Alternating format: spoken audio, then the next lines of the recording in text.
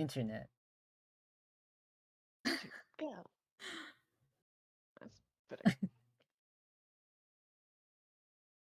Actually, don't know if Corey said she was going to be right back because she. I think she did. Oh, I heard her say she'll be right back. Oh, she did. Oh, whoopsies. Yeah. Sorry, I forgot. That's okay. Issa? Yay.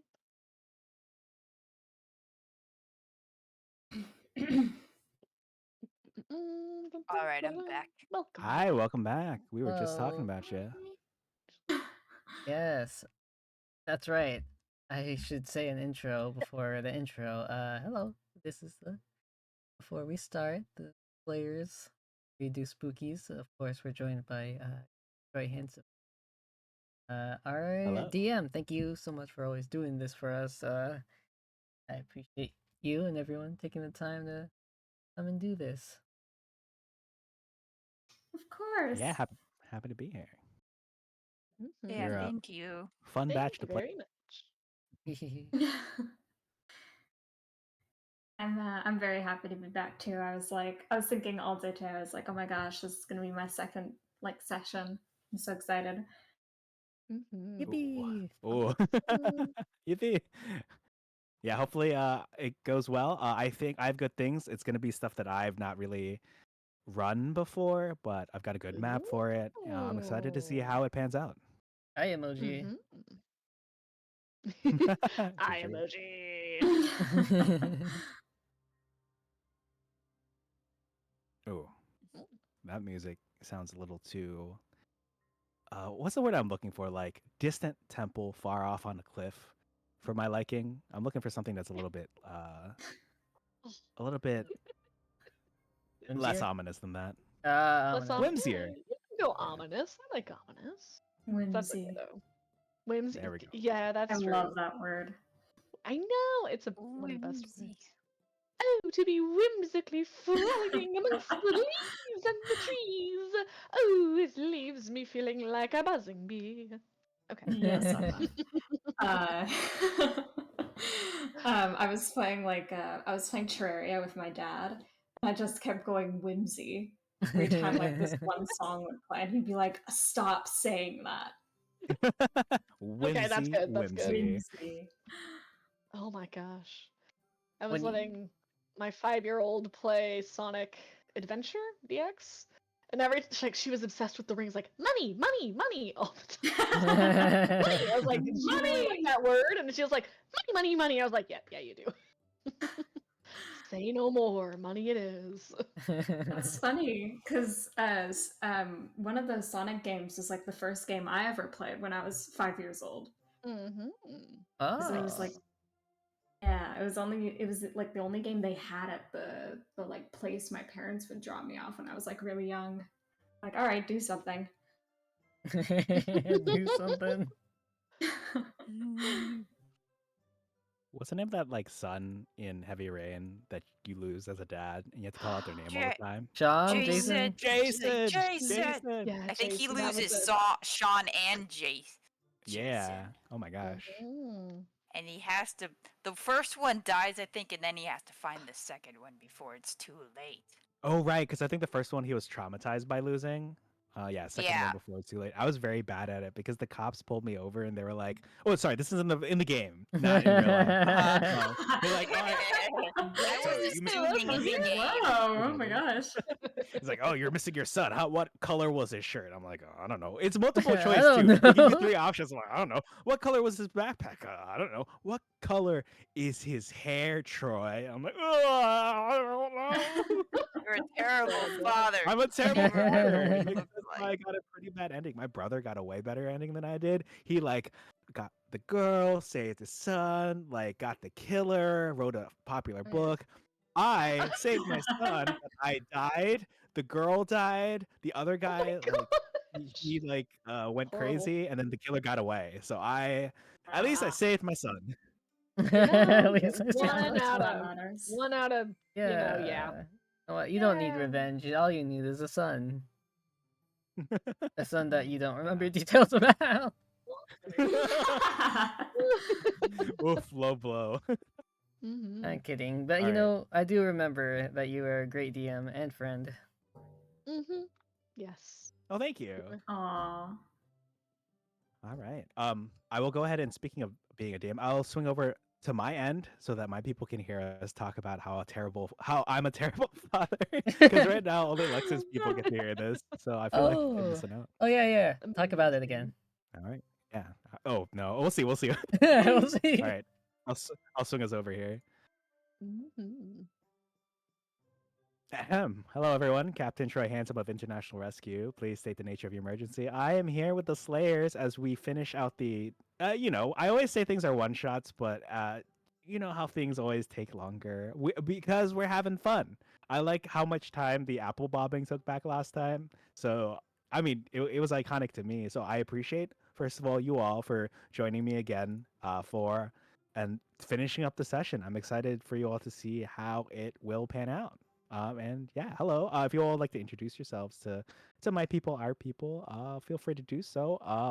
Corey is the first one on my left, so Corey, if you want to introduce yourself real quick first and say hi to people, feel free to. Hello, I'm Corey, and I'm playing the character Pim. All right, thank you for that intro. Short and sweet. Let's see what shenanigans Pim gets up to. What things I'll have to let Pim steal, as I am bound by the numbers. He is a rogue that likes to steal things. Hell yeah! If it ain't broke. A sweet little boy. We All love right, him. thank you for that. Lux, you're next on my screen. Would you like to give your intro for my people? Yes, I am Lux. I am the shadowy entity who is part of the Deluxe Inn. I am a player of Troy's. We are acquainted that way. DM. Yes, I play Elena in this scene. She is a drow monk. She has a pet kangaroo named Rajier. She always keeps him around in her shirt pouch. Yeah, she's hanging out with the Slayers. All right. Thank you for that intro. Next up on my screen is and then Owl will be after that. Hello, I am Elevate, or as you may call me, and I'll be playing as a Dooley Seafair, and Paladin Gnome. And she is here she's just trying to keep it together as much as she can. uh, big mood. Mhm. All right, thank you for that. And last but not least, Owl, before I do mine. Hi, I'm Owl. I'm the newcomer with a possibly broken mic, and I'm playing as Cassavir, the elf who's also pretty broken. And I'm very happy to be doing this again. Yay! Well, yeah, thank you for coming back. It means a lot for you to be here again. Words cannot express. Thank you so much. No, Of course, thank you. I just noticed we're all elves except for Dooley. All drow. Yes. Oh, One oops, elf all in the middle. drow. Yeah. Oh. Oops, all Drows drow. are just so cool. They are. Yeah. All right, you gotta swap in a different, you gotta tag a different character in, and we can call it like a subset of the Slayers, like the Slayers Elf Gee. Edition or something. Oh my All gosh. these elffuls, I don't know. Oh my gosh. The Oh, elf what's that one spin-off. spell? The mask of the many faces or whatever. Oh my goodness. Just become drow. Oh, Perfect. that is interesting because I know at least one person here who isn't on can have access to the Mask of Many Faces, so that's very interesting. I will Ooh. not divulge Oh. anyone's secrets here. Okay, see now I'm doubting myself. Let me just check this real quick. Eldritch Invocations, dnd5e.wiki.com. Mask of Mask of Many Faces. You can cast disguise self at will without expending a spell slot. Don't be like me. And for my vampire campaign, I have my third one. I have two players. I've given them both the ability to cast disguise self at will. One is via like a cloak of disguise. The other one's via a hat of disguise. Oh. And yeah, as I expected, that was a big mistake on my part because they're able to just pretend to be anyone, be like, oh, we have to kidnap this person. Well, we're not ourselves anymore. Let's just stroll in, saunter in like guards or something. Good times. No consequences. Yes. Yeah, everyone says, "Oh yeah, the players need to suffer consequences," but nah, not in my campaigns. I'm the one who suffers the consequences of my Yeah, actions. yeah, you do. Yeah, you do.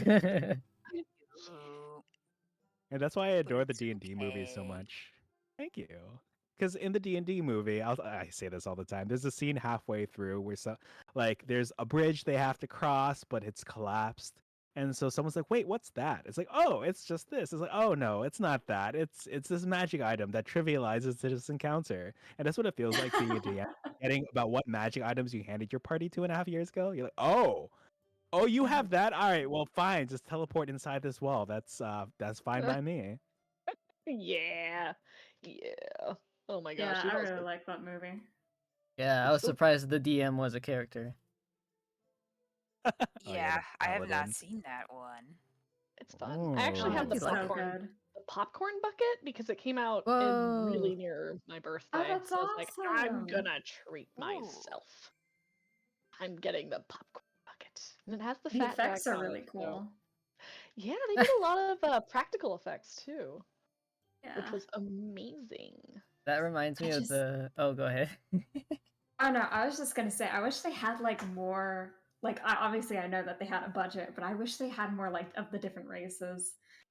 Oh, So I was like, yeah. they almost had Dritz-Do'Urden in that movie, and I love Dritz-Do'Urden, so I Oh was my so sad. gosh, Ooh, book that nice. traumatized me as a child. I love the book series. Listen, I read the first one, yeah, and then I didn't read anymore because one of the deaths was really gruesome, and I was very sensitive as a child. But Yeah, probably it's Aw. at really the dark. time. Oh yeah. Oh, yeah.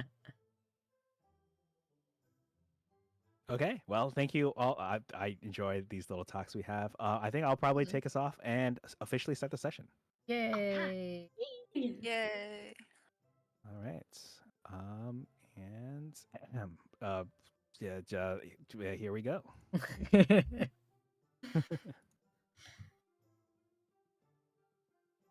All right. It is time to finish off where we left off for this year's 2024 Halloween one shot. Let me go ahead and unveil the screen behind us. Could I ask someone to kind of remind ourselves? Definitely not me. I definitely know what happened last session. But for the class, they need a reminder of what happened last time. Sure, So, sure. could could someone do a little quick recap for us? I nominate All right, I'm on it. So Well, last time we were here in this little adorable harvest village, and we had just met this lovely drow named Cassavir.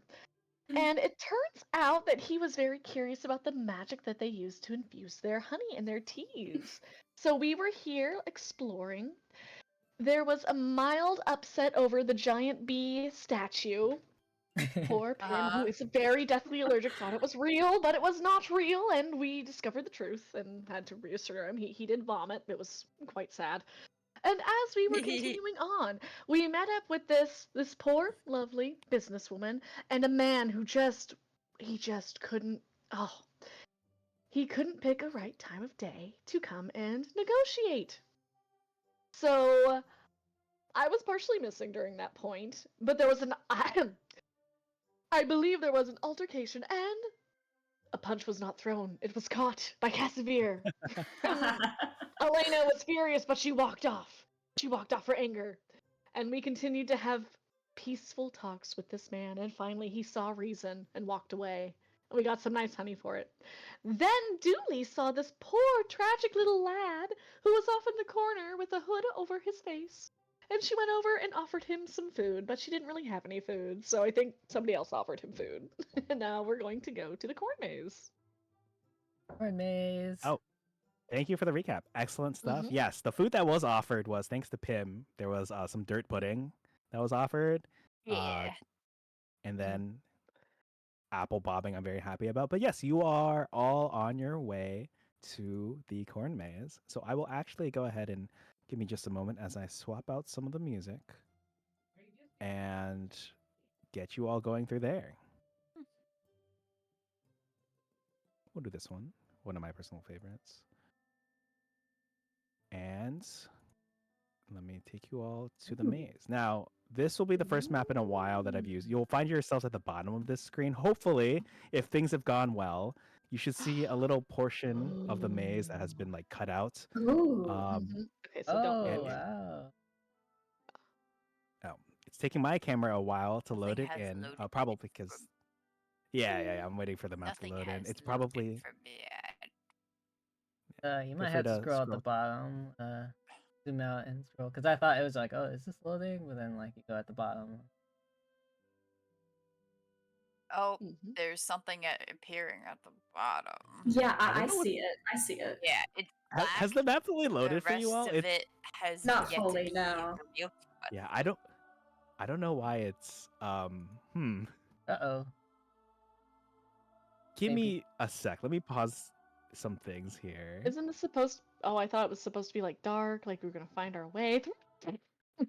So it is, but the existing map that you all see, I feel like it should have fully loaded by now. It's not just like this blurry. Is it blurry for you all, this map at the bottom? No, it's No. not. Not for me Oh, at it's like least. fully rendered. Okay, I see. Ooh. Then let me just Yeah. refresh my camera and we'll get back to it. Yeah. Mhm. But I'll at least resume that music that I was playing before.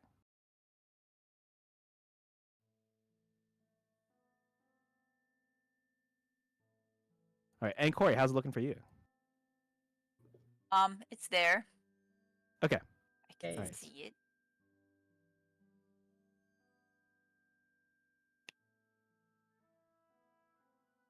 It's nice. Okay, thank you. Yeah. Looking for something that's a little low stakes but still somber. And while I am having difficulty loading it on my end, that is no reason for us to not progress any further with the adventure. It's like just the small details that will be missed here in translation. It's at this point that you find yourselves in the maze, accompanied by your new party member. There's a few um there's like 3 paths that have opened up before you. There's one directly ahead, there's one to the left, and one to the right.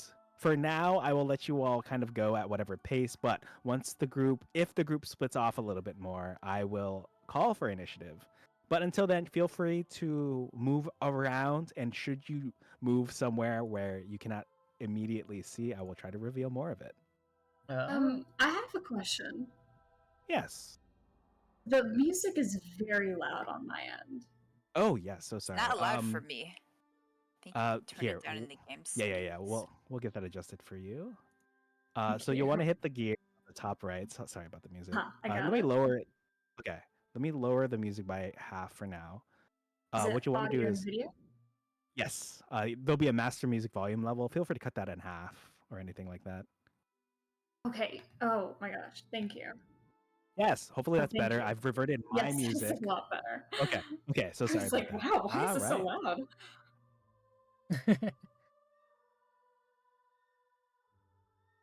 Okay. All right. Back to business over here. Okay. Yes, you are free to move about the cabin. Feel free to move somewhere, and then I will go ahead and just reveal more of the map. And again, if you all get too spread out, I will put you all in initiative, not as a punishment, just for the record, but just so I don't go crazy over here. Okay, yeah, that makes sense. Well, A few other reminders: you did hear about a bar that traveled through this maze, and while my people can't see the resolution for this maze very well, imagine that it is made of some sort of yellowish planty material. okay. I did Oh, hear Mm. this okay. bard, but I mean, at the same time, this our friend whose name I remember was also supposed to be a guide. But Oh, you're right. The kid was supposed to be the guide. Okay. Looks like, not just for my convenience, but he's like, first of all, he is happy that people have decided to go into the maze with him, but he's still getting his bearings. He's like, yes, I can be your guide, all right. And there are 3 paths. Okay, that is. He like pulls out the script. That is not in the script, Troy. What's going on here? And he's like leafing through. He's still trying to get his bearings. So as far as initial progression through the maze is concerned, he might need a moment. Okay. Okay. Well, I've always heard that going to the right is one of the best ways to do these sorts of things. I vote for the right path. Now, Dooley, where did you hear that? Child, are you sure you know what you're doing? We don't want to walk into danger and then be responsible for a dead child. You don't think I can protect a child? I don't know. I've never seen anyone in combat outside of this Elena here trying to hit someone with nunchucks. Oh, yes. If we throw L at anybody, she's gonna just decimate them. I wouldn't worry about it. We'll be all right. I see. I see. Come here, come What? here, come here. She's like motioning What to if we Casimir like a flipped cat. a coin?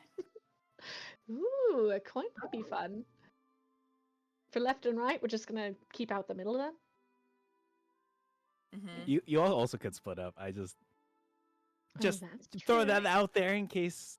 Oh, that's for the Um, initiatives for. But yes, I yes, do it's for if you see- choose to. But back to you. Yeah. Sorry, go ahead. Also, I do see honey in the center path, so not quite sure about that. Well, there's honey over here as well. It looks like the left. The right seems to be the cleanest way to go, and I would like to keep my shoes relatively unspoiled. Yes, me too. Okay. Dewey, I will just go with you. Since I'm Alright. not sure I trust. I'm not sure I trust the others. Oh, that's fair. Oh, what are you saying Yeah, about us? I'm not trying to attack anyone. I've not seen the best performances on your end. Oh, I didn't know that this was a test. I didn't know we were getting graded. I wasn't testing anyone. No. I was just look. I hardly know you people. I don't know what I'm doing. That's true. That's also very true. It's alright. I'll Yeah. she reaches up and is gonna grab Casimir's hand, say, it's alright there. We'll be okay. We are pro adventurers. And she's just gonna start marching forward. Just la la la la. I was just messing with you. Okay. Okay, kid whose name I remember. I believe you know the best way to this bard that I've heard of, so I'll stick with you. Are you providing some sort of encouragement for this kid?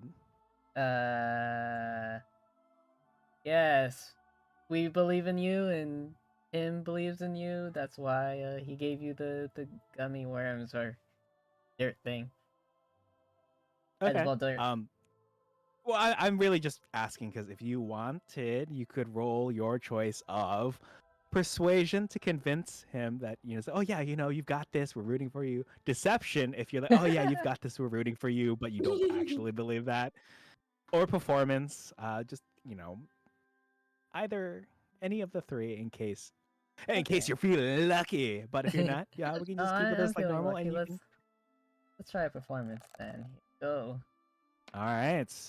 And looks like you got a nice 15. So, he like nods to himself. He's like, yeah, don't worry. I'll get you through this maze safely. And he looks around, and as the camera pans over, like the dotted outline of where the other party members used to be is like there flashing. He's like, I'll be ready soon. I'll be ready soon.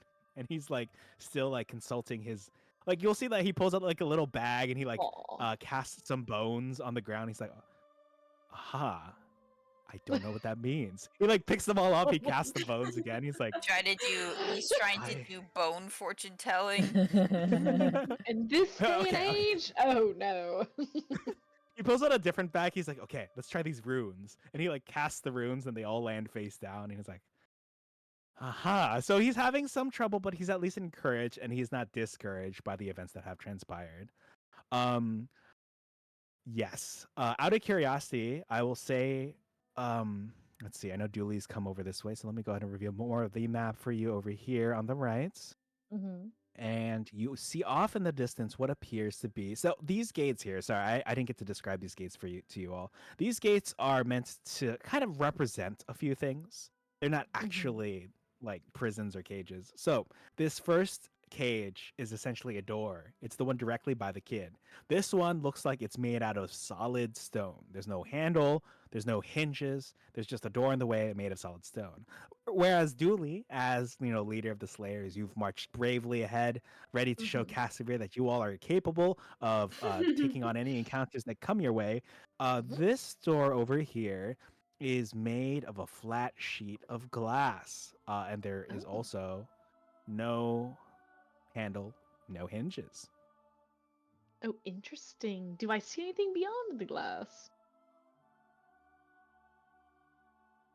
Oh, that's a good question. Yeah, sorry. Let me reveal what's beyond the glass for you. And while you're here, the kid will say, "Oh, I see the right. The party has split off. So let me go ahead and cast my special spell, Zoom." And he casts a spell. And with this spell, you are. This is gonna sound a little hand wavy, but you will be able to, even if you're at either door. I don't want to like split off the party so you can't solve a particular puzzle without the help of the others. So he like holds out his hands. There's like a crystal ball in there, and basically, because Pim and Elena are here, you can also see a reflection of the door that Dooley's in front of, made of clear glass, and Dooley can see through it. And Dooley, you also see behind you an illusion of the kid, Pim, and Elena in front of a door of solid stone. Same as your glass door, no handles, no hinges.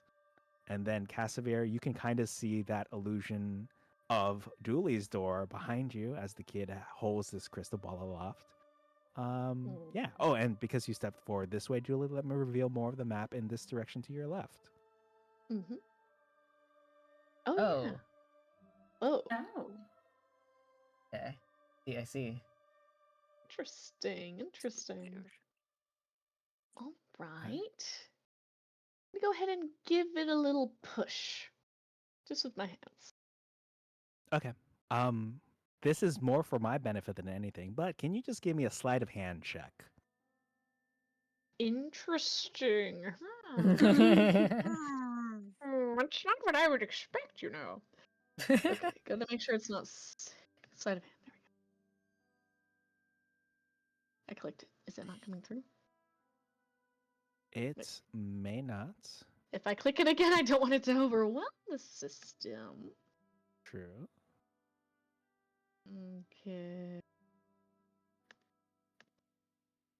Just in case, you can also roll physically. I do see your sleight of hand is a it is a -1. So we could just take whatever. Oh, there we go. Ah, there I it got is. it. Oh, I got it. Okay, go with the first one. Okay, yes, I typically do go with the first one. So unfortunately, that is Sorry. a nat 1. So those people on my end, feel free to get your nat 1s in chat. Yeah. Oh, wow. So Yeah. because this is a critical Not ones failure, everywhere. this is what is this was happening. You put your hand on the glass and you smudge it. The glass is smudged now. It is like, oh my gosh, I can't even look at it. I have to avert my eyes. Oh, that was from the Horrible. honey from early. Oh. I'm gonna walk away.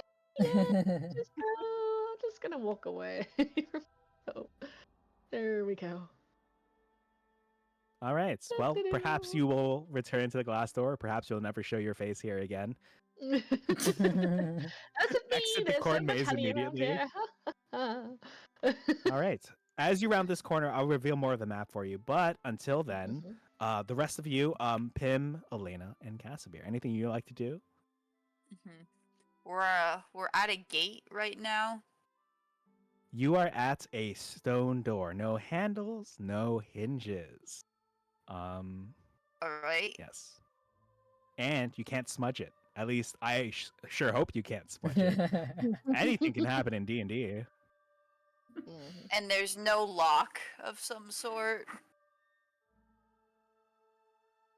There is no lock. Sorry, I had to look down and check. Okay. Could you try pushing it, or is it just only open from one side? You can try pushing it. It would be an athletics check. Okay. I'll try rolling athletics. I don't have... I have a -1 in athletics, so It probably won't go well, but I'll try. Oh, I got wait, 17. 17 is still a solid roll. Okay. Mm-hmm. Can you describe to me like how this one is more for like role play purposes, but it helps me visualize exactly what's going to happen here. You know, like do you like square up your hands, you like put your legs at shoulder width, you take a deep breath and then you push it like, or can you walk me through how you're ready to it's a good roll. I just want to see what happens. Yeah, I guess. Yeah, put one foot in front of each other in like a Okay. sturdy stance, and then push with both of my hands against the door. Go.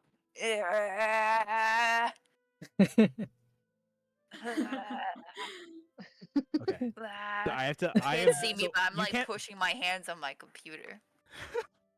I was about to say you can't see me either. I have my hands up because I'm visualizing or pretending to be Pim right now. So you're like, okay. So you put your hands on the door, right?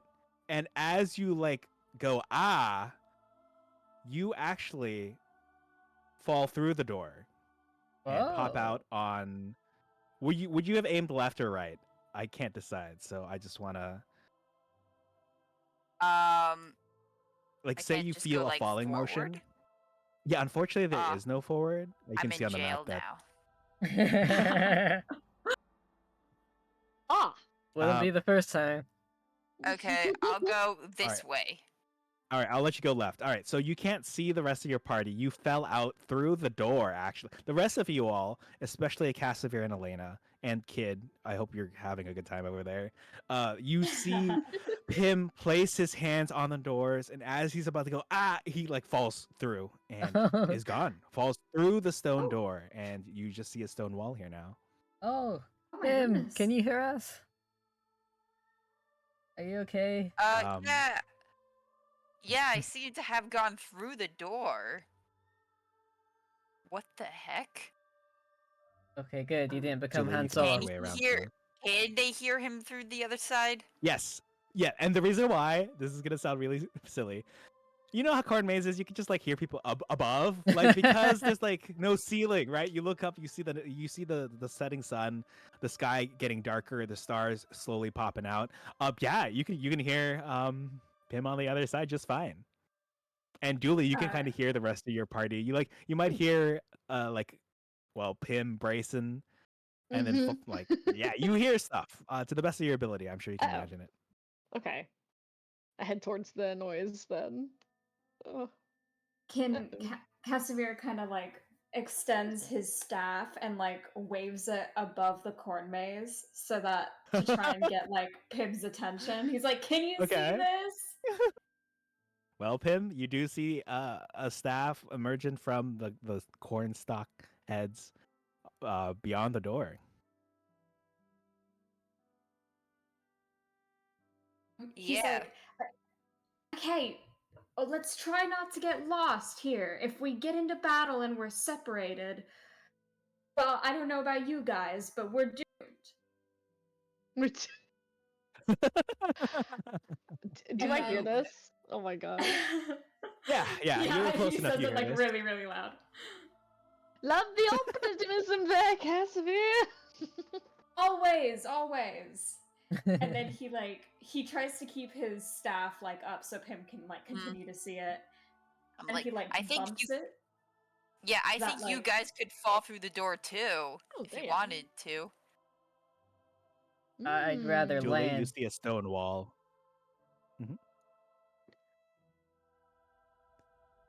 Sorry, I interrupted you. Casimir is gonna try and keep his staff like above his head, and like the crystal of his staff is gonna like. Can you get it to like light up? Oh yes, of course. I believe you have access to. Yes, that's fine. Yeah, All right, so there's he a just does shining that. beacon of hope. Yeah. Next to you.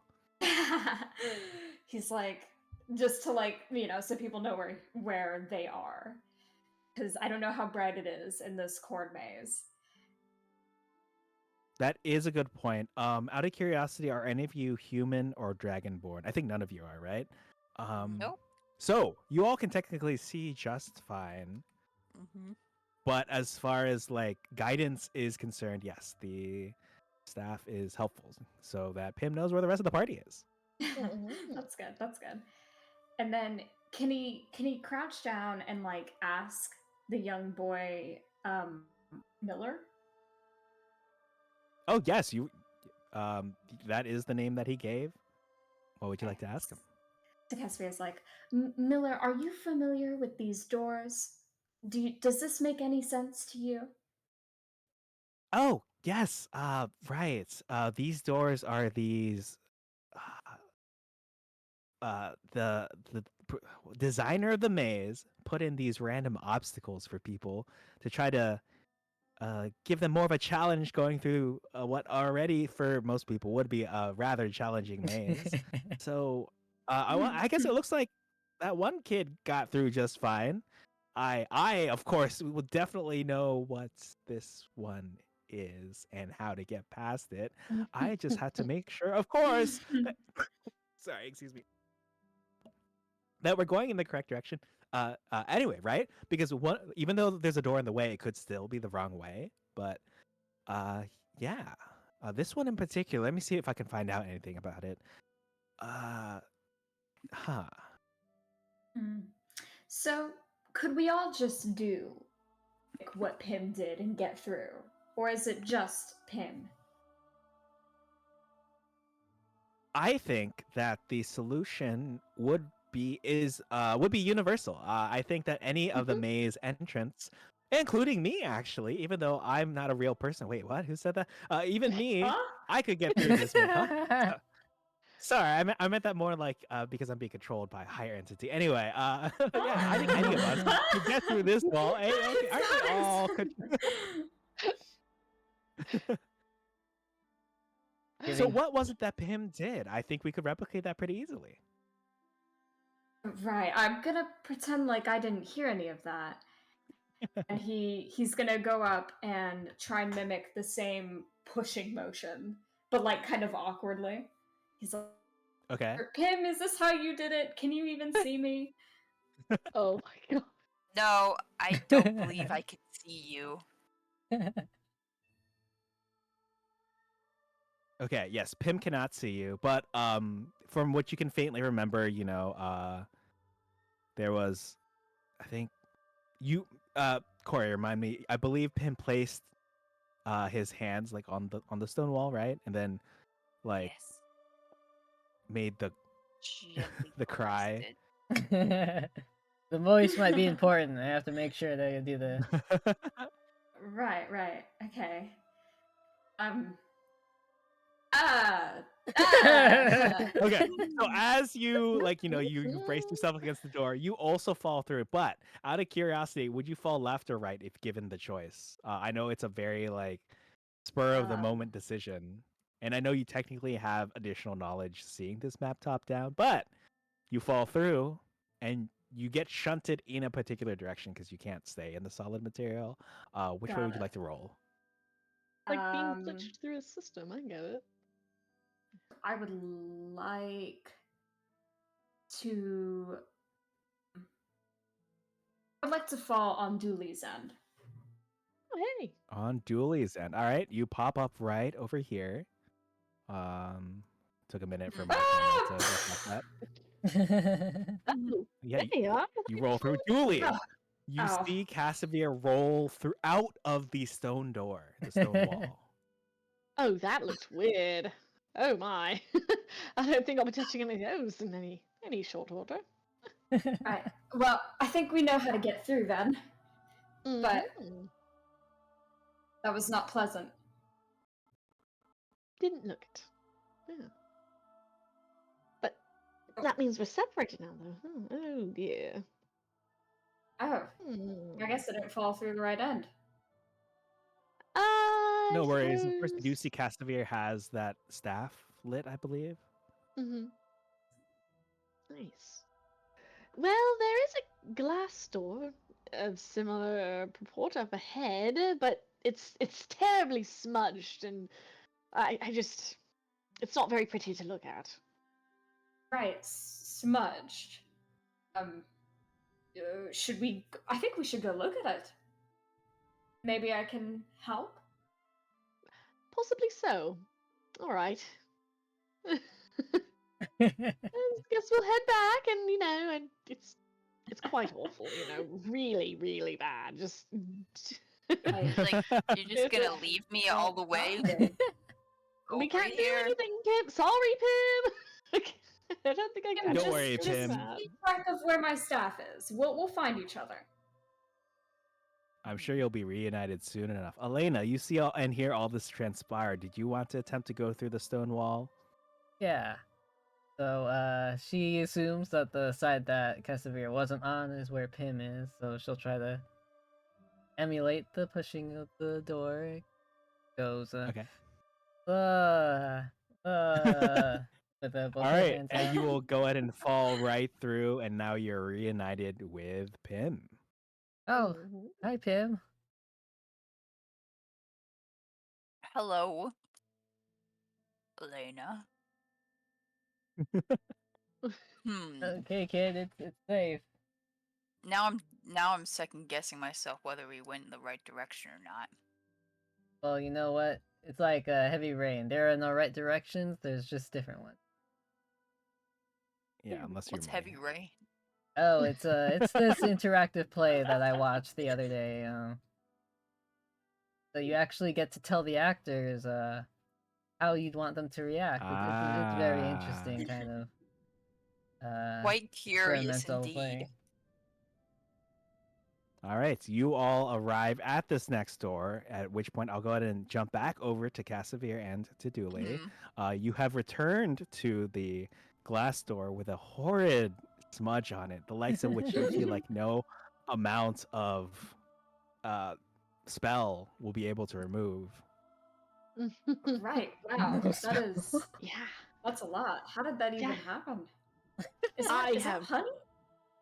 Yes, I mean, maybe that explains the honey spill from earlier. Somebody must be making an absolute mess of this place. Very tragic. Right. Right. Okay. I believe that's the honey we bought, but whatever. Let me take a look at this. So, did you wait? Is this a different gate from the one we first fell through? Yes, because this one is basically. Sorry, I have put new icons on the map to more accurately indicate what you're looking at. So this one is kind of just like this one's glass that you can see through. You can see through the other side. No handles, no hinges, just like the other one. But the other one was solid stone, and you were able to basically shunt your way through. And then this one is, well, solid glass. Okay. Well, can I check for like any kind of magic on this like door? Oh yes, feel free to roll me Arcana. Oh. I rolled an 18. An 18. Okay. Oh. Okay. Let me check something here real quick. That's a pretty. That's good. So, you know what? How about this? Should I message? Yeah, okay, I'll just say it out loud. So, from the glass itself, you detect no magic, but you sense divination magic actually coming from the western side of the map. You've been pretty good about determining where magic is generally located, concentrated in, just like in the last apiary map. So here, you sense that magic is weighing heavily on to your west. As far as your north is concerned, there's not really much you could call magic around this door, actually. Okay. Nation. Interesting. It's interesting. Right, I always thought just breaking it would do. What do you think? You try, but I have a feeling if any kind of magic is involved, I hardly think breaking it will do much. But be my guest. But I also don't want to commit. More crimes? Right. I'm sorry. I'll try it. I'll give it a good whack. Giving it a good whack. All right. What did you With roll my to hit morning with? Is there star. with your morning star? All right, go ahead and roll to hit. Okay. Okay, I guess I gotta look up something. You gotta look Sorry, up give me just a Three moment. plus 5. That's amazing. Objects. Oh my gosh. Like, if it were like a 17, right? I'd be like, oh yeah, that absolutely hits. If it were like a 5, I'd be like, Yeah. oh yeah, that definitely doesn't hit. But now it's an 8. So I have to look up something real quick. Oh my gosh, really? Wow. Okay. You hold your morning star tight. You swing back, and actually, it gets caught in like some of the plant life as you swing it to the wide, and you like jerks out of your hands. You're like, oh, you, You know what? I think that's a sign that I shouldn't be messing with glass today. I'm gonna pick up my morning star and okay. limp away with my pride. I'd say so. Plundered.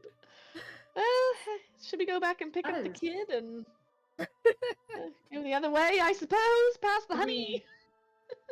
I guess so. Are we able to? Oh gosh, where is the kid? We left him behind. Oh dear. I'm going back then. Oh my goodness. It's okay. No child left behind wasn't enacted yet, so you're fine. All right, I assume you're heading back to the entrance. Oh, man. So Yes. while that is happening, we're gonna jump over to Pim and Elena.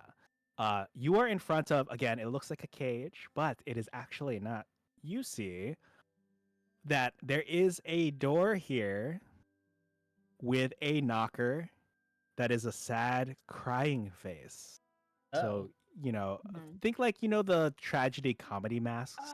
Think like, or have you seen Alice in Wonderland? Imagine if the doorknob guy, he was the knocker and he had a very sad crying face. That's in the top middle of this door. Oh. Mm-hmm. Okay. So I guess there's only one thing to do, which is knock on the knocker. Knock using the knocker. I mean, yeah. So there's no like keyhole, nothing to like lockpick or nothing. That is a good question.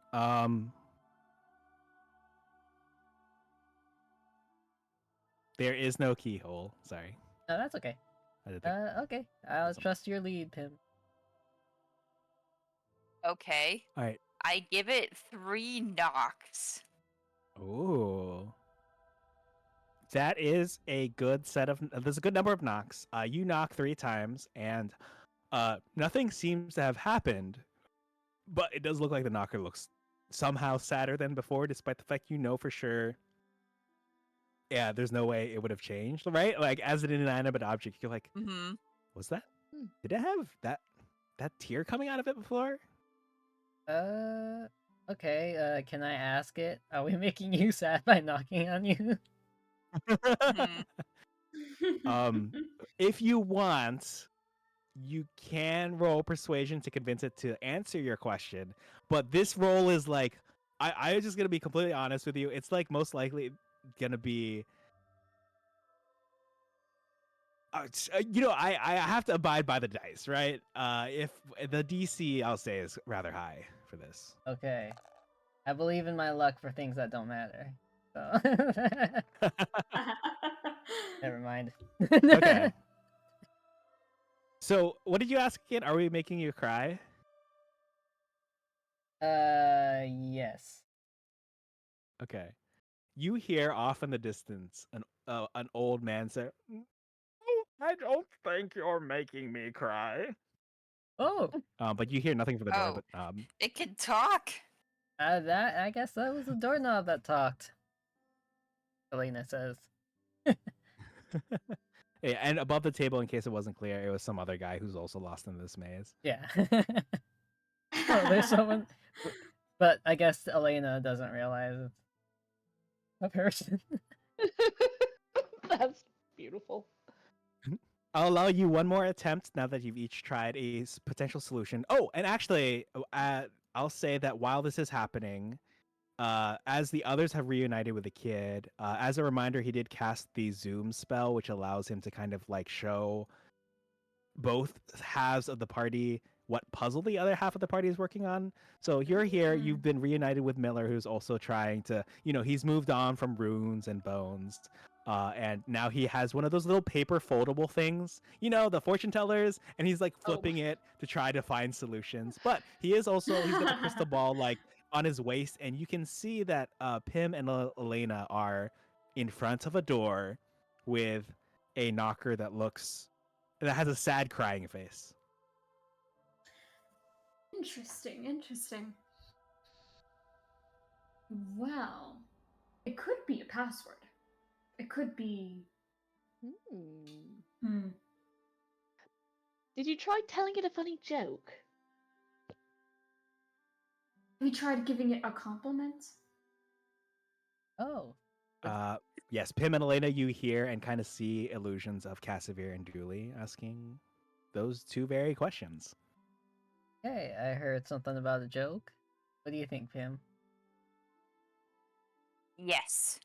Yes. Okay, we'll combine both into one. A joke while asking if it's Yeah. Okay, let's Maybe a joke will help cheer it up. So they don't realize that we're not talking to the person.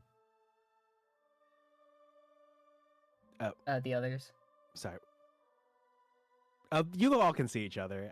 Through the magic spell of it's easier for me if you all can basically just be Okay. beside each other while you traverse this maze. Okay, I'll roll for something that I could have time to come up with a joke and would you like me to roll for something? Try.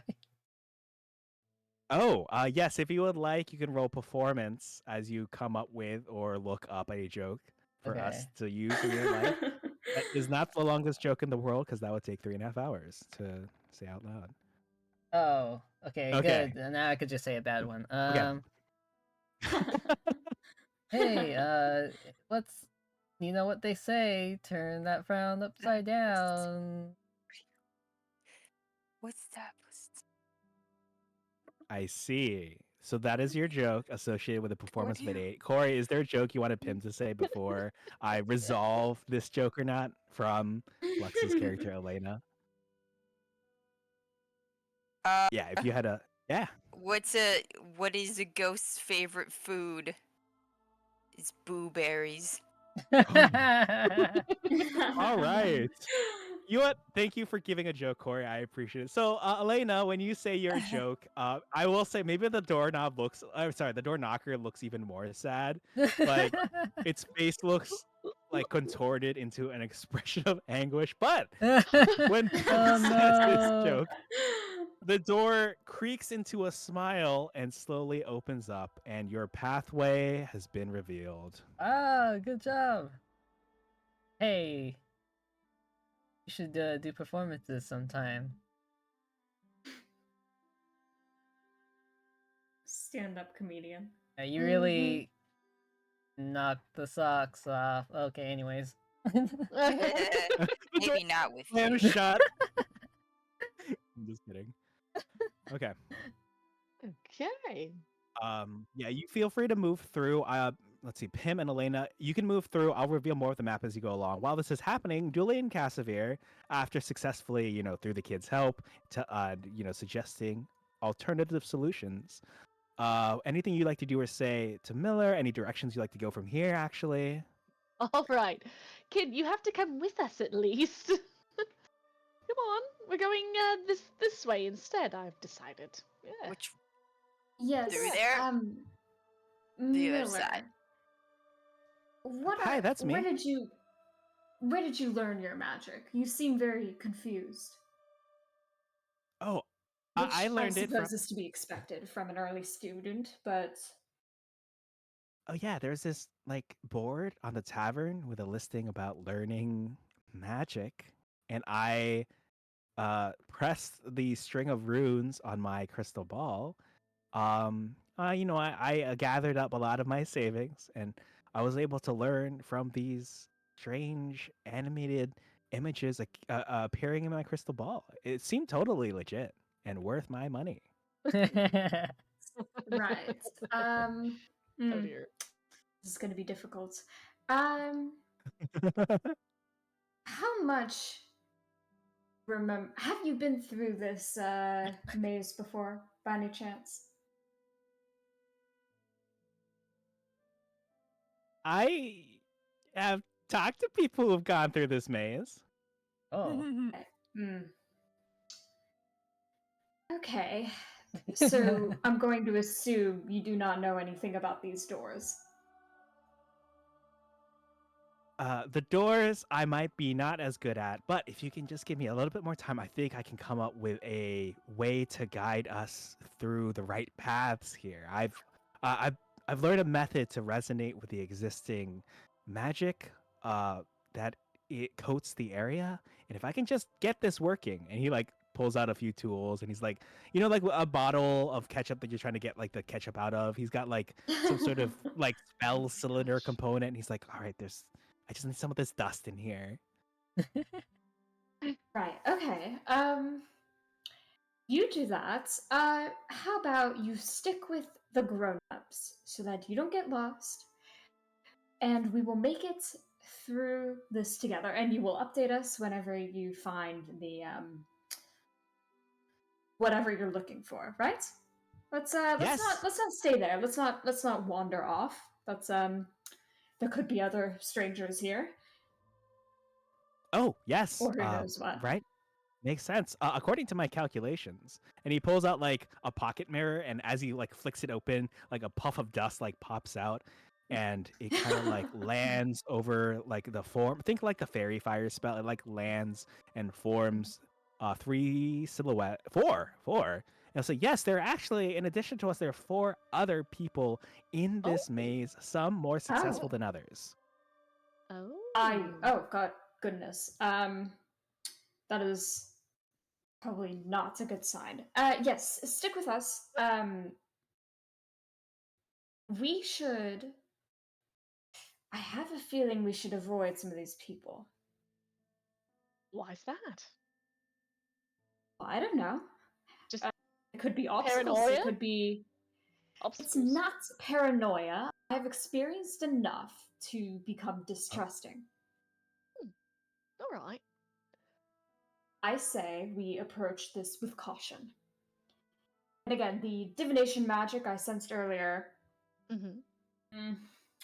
I say we go west. All right. Sounds All good right, to that me. is a vote for West. As a quick aside, I've given you all control of Miller's token. If I could ask one of you, perhaps, to ferry him along with you, just so it's easier for me clicking back through Yes. these windows. Come here, And Miller. then, yeah, Oh, Miller is joining you all, and then Elena was able to basically surmise which path led back to the entrance, and you were all effectively and technically reunited. Yay. Oh, wonderful. you two are. Yes, we lost you for a hot second. I'll Hi. follow All right. them. We are going west. So we're going this way. Hey, Dooley, I guess you're our leader again. Why, thank you. You know, it's actually quite nice because you can see right over the top of me, right? Don't block anybody's view. Not So- even Miller's. Right. North and north and north again. Oh my goodness, this path is wide. Giant puddle of honey. Look out. Watch out. I would Oh. not recommend stepping in that. Yeah, if we If went in there, things could get sticky. or in a sticky situation.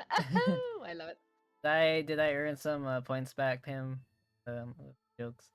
Yeah, that was a little better. Thank you. Ooh, is that a door I Okay. spy? Or gate? It's another door. But at this point, as you all, show up at another glass door, I I'd slipped like in to some call. money. Oh, it's okay. 100%. You just grazed it. I'd like to call for a quick 3-ish minute break. Okay. All right. Awesome. All right. Yeah. Where's Pim? I'm down We there. lost Pim in the Pim was war. eating some honey. You don't actually have to have been eating honey if you didn't want to. But yeah, I'll call a quick break, and I will be back in a bit. Yay. 3-ish Yes, minutes. I'm gonna go grab a drink real quick as well. Yeah, bro. All right, drinks all around. Be sure to hydrate, gang. Hydrate, don't All right, dihydrate. be back. I may dehydrate today. Where is my water? Oh, I have none. Coffee! Coffee. Coffee. It's not the best idea, but that's what I have. 1 second.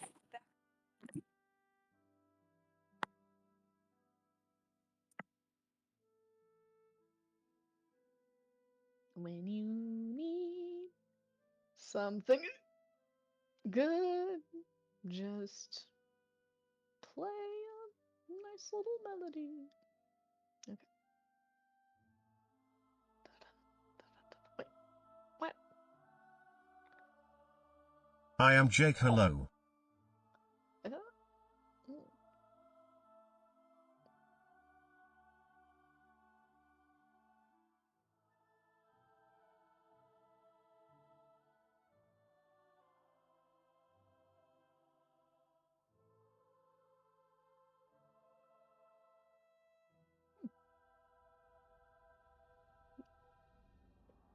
Interested to see what we might find behind this wall. I know. 4 people apparently taking residence.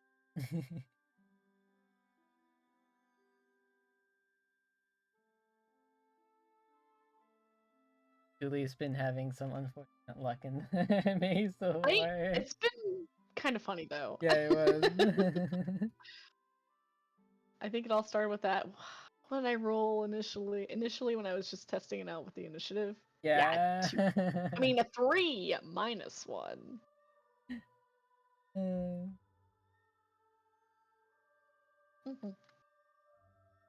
Okay, I am back. I guess on my end, there's still a minute and a half left on the break. Okay. I was just saying how Julie was having an unfortunate time, which kind of funny because Casimir followed Julie because Julie's the most put together. Yeah, that 8 was a little unfortunate. She just talks a big talk for one very small, and she can't follow through, and that's a little sad. Follows through when it counts, especially when it's to obliterate a rabbit. Oh my god. Oh, Yeah. you're not working for the Rip to that people. guy. Death. the glass door just wasn't evil enough. There we go. If it had been a true evil entity, she would have smote it. But alas. Instantly smote it. What was the other thing? You could say she was a little unsure, perhaps, but I think that'd just be saving face at that point. Like, oh, they did build it here for fun. Maybe I shouldn't break it. That's true though. I don't know if you were successful, if that'd count as us doing property damage. That is, yeah. Because I mean, that's so funny to think about. Because I'm not in the fantasy setting, probably it'd be fine. But like, if it was in real life and I saw a glass door, I'd be like, I kind of broke this. It's so tempting, right? All right. Whenever Corey and Owl return, I'll be ready to get us back. Going back. Yeah. Got my water. I wish I had my. Well, I shouldn't have more caffeine now this late. But I used to. I used to work like, nights. Had my Panera Death lemonade keeping me up and going. And now they're all gone. Sorry, I'm back for a second.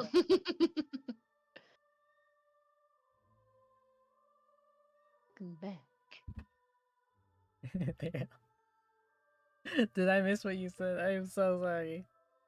Oh yeah. All I was saying is I used to. What was I saying? Oh, I also wish because I could still hear you all while I was away. So I heard talking about the coffee, and I was like, yeah, I kind of wish I had some, but I've been better about not drinking because I used to work late, and the Panera Death lemonades were how I kept that going. Yeah. Coffee. Yeah, today I had, what was it? This Mm. morning I had a ginger snap latte, and then in the afternoon I had a brown sugar dirty chai. Oh my gosh, that sounds really good. That does sound. That sounds delicious. Yeah, it was tasty. Welcome back. I come back bearing my food. Ah, very nice. Food. What are you eating? I'm having hummus right now. Oh my gosh. Oh, that sounds I wonderful. love Oh, hummus. Yum, me hummus. too. Oh, there's like a lemon one that I really am missing right now, actually, now that I think about it. Oh my Ooh, God. I gotta get some of that again. lemon. That's Yeah, awesome. I'll just see if I can find it. It's at my local Whole Foods, which I haven't been to in a while. Oh, Whole Foods. I've stepped foot into Whole Foods once. It was too expensive. Oh yeah, that's what they call a whole paycheck. Yeah. Whole They paycheck. call it whole. Oh my Yeah, gosh. yeah. I also don't frequent it much, partially due to price. Yeah. Mhm. I stepped in there and like just breathing in the air, they were gonna charge me for it. So I was like, I have to get Right? out. Yeah.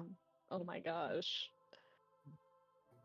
I missed the one near me before. So before it was bought out by a certain parent company that I dare not speak ill of right here on this platform. Okay, I'm back. Hi, welcome back. I was Hi. just about to talk about how I miss the fresh squeezed orange juice machines at my local Whole Foods. They had a machine No. that you could turn the crank, it would fill up the thing, and you could have the freshest, well, freshest. You could have arguably fresh squeezed orange juice. Hmm. That is But amazing. the machine's not a thing anymore. They got rid of that in Whole Foods. I don't know if the machine itself is still there, but I know at this one here they stopped doing that in general. Ooh. Oh, I don't Yeah. even Oh, live. I don't even live close to a Whole Foods, so I can't yeah, it's even okay. You're go not. there that often. It's as I was Owl and I were saying, it's best for perhaps our paychecks to not step foot in establishments like that. Yeah, it seems Yeah. like it would be expensive. I'd rather just go to Trader Joe's. Yeah. Yeah. Yeah. Yeah. All right. With all of you back with food, drink, and other Mhm. things out of the way, are you all ready to resume? Yep. Yeah. Ready. All right, then here we go. Okay, so for half of you, a familiar sight. For the other half of you, a not so familiar sight. As you see what appears to be a glass door. Let me reveal what's beyond it, because as per the rules of physics, which sometimes people like to flout in Dungeons and Dragons, which I thought was amusing because there's a mechanic, quote unquote. There's a technique called a peasant railgun, which was specifically called out in the 2024 Player's Handbook. Like, by the way, folks, you can't use your held actions in a way that breaks the laws of physics. They're meant more like, don't do it. They called out specifically the peasant railgun, which was amusing. I'll have to send you all the screenshots sometime. Um, but yeah, Yes. as per the rules of physics, you can see through this wall or this door. Again, no handle, no hinges, and you can see it to the other side. Also, I will say, for purposes of fleshing out this area, you did hear like another person. I want to say 1, 2, 3, 4, like 4 blocks south of Pim and like 5 blocks east on the other side of the hedge, if that makes sense. So you definitely hear the other people around. It sounds like an old man. So perhaps not much of a combat encounter, unless he's like a wizened wizard or something. As far as you can tell, you can probably take him at least in a physical fight. So there's a Oh, wizened wizard in front of us. There's an old man on the other side of the hedge. To your think your Julie, southeast. it's another one of those glass barriers. Don't smudge it. I wasn't planning to. Interesting. So we see an old Smudgy. man on the other side. Hello. Sorry. He's not on the other side of this glass door. He's Oh. on the other side of the hedge. To your 4 o'clock. You can like hear him shuffling okay. around, doing his old man grunts. Right. Does he see my my staff? Oh, sure. Yeah. He's like, oh, what's a pretty bauble. Bauble. Hello. Can you hear us? Hi. Oh wait, sorry. I need to practice my old man voice.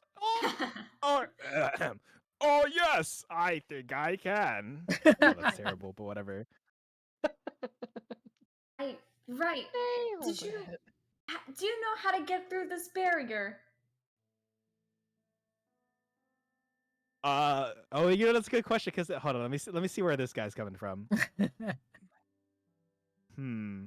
Okay, this is more for my benefit than anyone else. Could I ask you to roll me a persuasion check? Right. So he can choose to keep this information from us. What are you talking about? I rolled a 9.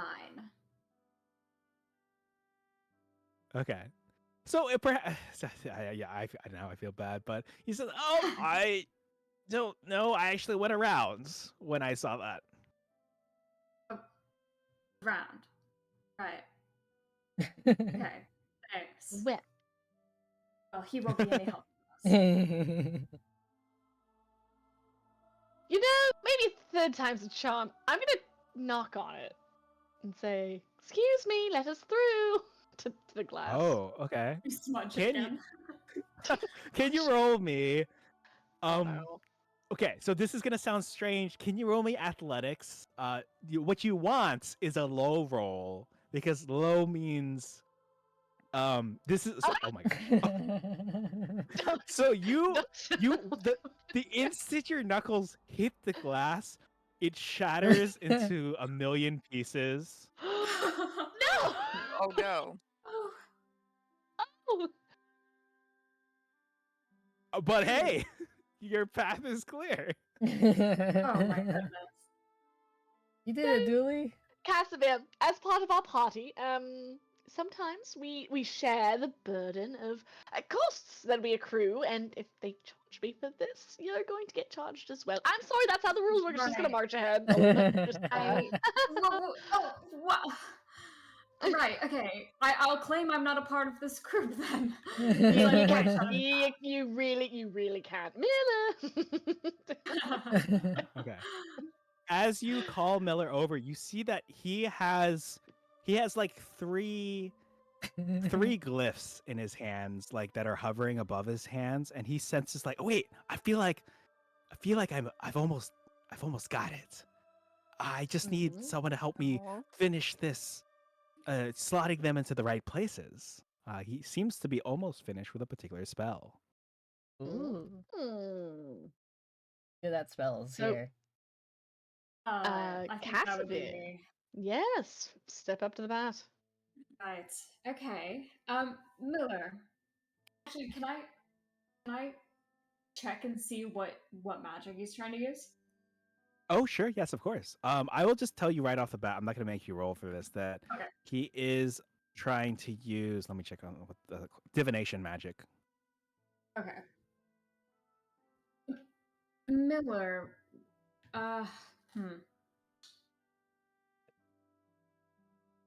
Miller, what are you trying to do? What are you saying?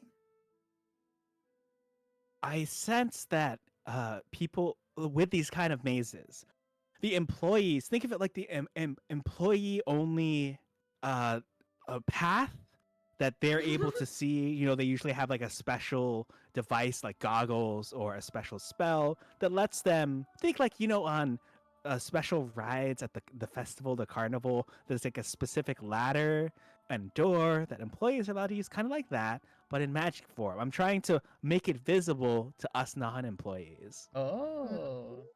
Very Well, that clever. is good. Good. Would you like me to help you? Probably the touch of an older magic user would help. Yeah. Please. What should I do here? And he holds up. It kind of looks like, think like, you know, when you see diagrams of the solar system, and so you've got like planets rotating around a central, like maybe it's the sun or another star, but this time instead of planets, they're like glyphs in some sort of like circle nested set of circles, and he's just trying to align them like the right symbols, uh like the right glyphs in the correct orientation. Like this one should be at 12 o'clock in this innermost circle. This one Okay. should maybe be 3 o'clock, or was it 5 o'clock in this second innermost circle? Okay. Can he like reach out to try and uh like mm, cup his hands around like the diagram and like try Okay. and help him like align the Yes. jewels? Yes, aligning the jewels. Feel free to do so. Could I ask you to make me? Uh, I'm I'm defaulting to Arcana, but if there's another skill you've got that you think would be good, you know, like history to remember. Maybe you've studied Oh. this kind of spell in the past, or if there's a particular spell you already have in your repertoire that you're like, oh, hey, can I know how to cast this spell. Can this help with Okay. slotting the right jewels in? I think I'll do history then. All right. You know, this might seem a little familiar to you. Go ahead and give me a history roll. See what you get. Okay. I rolled a 13. A 13. Okay.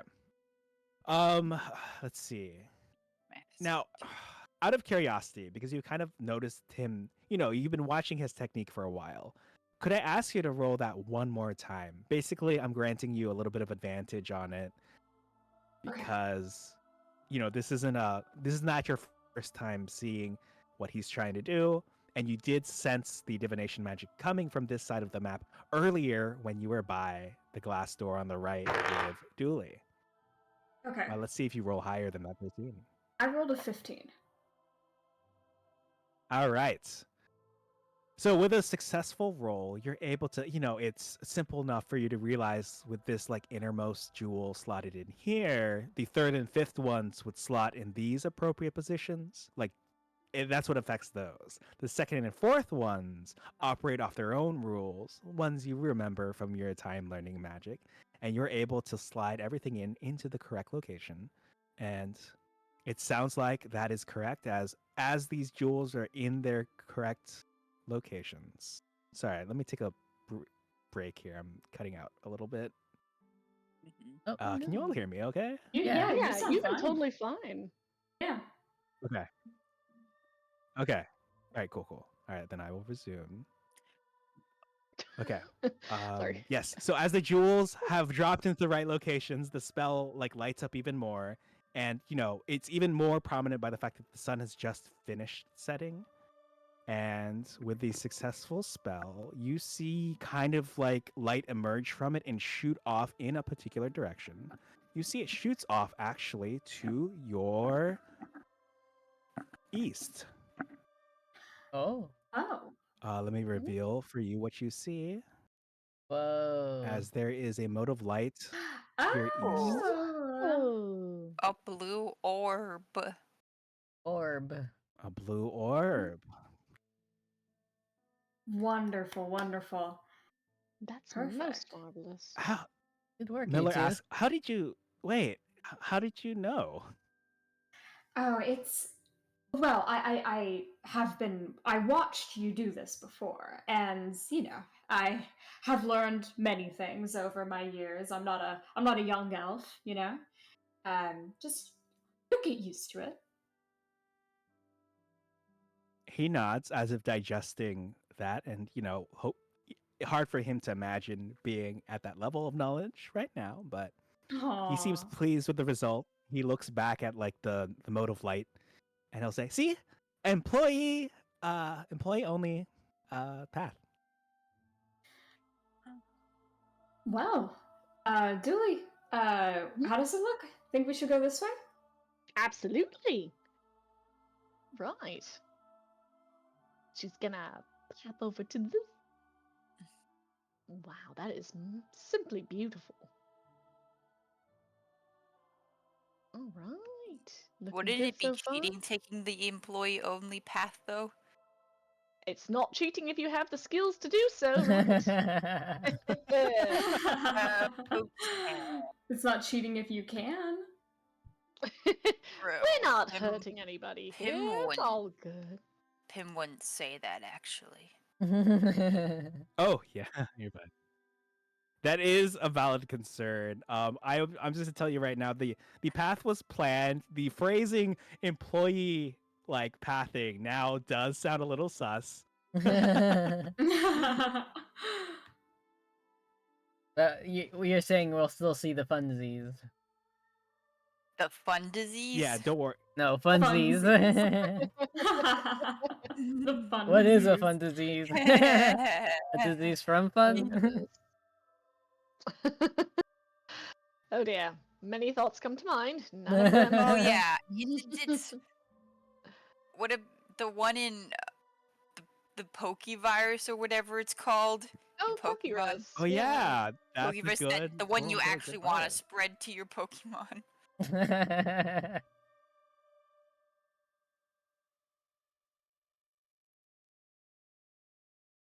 And Pokemon, you know, that sounds a bit like a cactus, doesn't it? It's a pokey, right? Something pokey?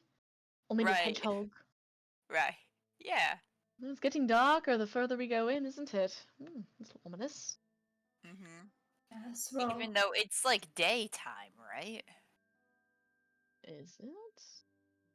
Well, the sun has probably just finished setting on this side, so pay no attention to yeah, the we've natural probably light that's going to be present been on the here next for map. so long. Yeah, we have been here Yeah. for quite some time. Just like I know, stumbling through the maze. We did spend a long Oh, time. I'm sorry. We got honey and tea. Oh, that's a solid wall. I Oh. didn't realize that. Let me just hide that. Oopsie. Okay.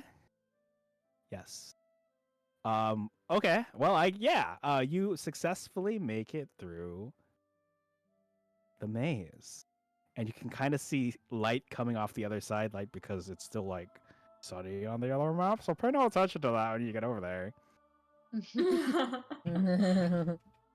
Maybe there were just trees overhead. It was a dark and shaded forest. Right, Ooh. but what about the old man? What about the other 4 people in this area?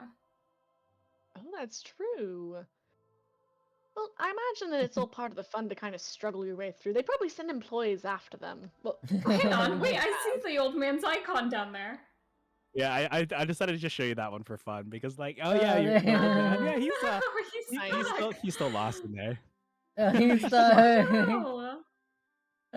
Well, that's what he gets for not He's telling us anything. Yeah, that's what you got. Right? yes, I can't wait to. I'll show you all the map afterwards. I'm not too worried. This is for fun, anyways. So Yeah, you hear off in the distance. I don't even know if that picked up, but it did not. That okay, makes me even it's better. alright. I just heard. Oh no. He's fine. You'll Alright, let me hear a swap out faint. this music for the next one.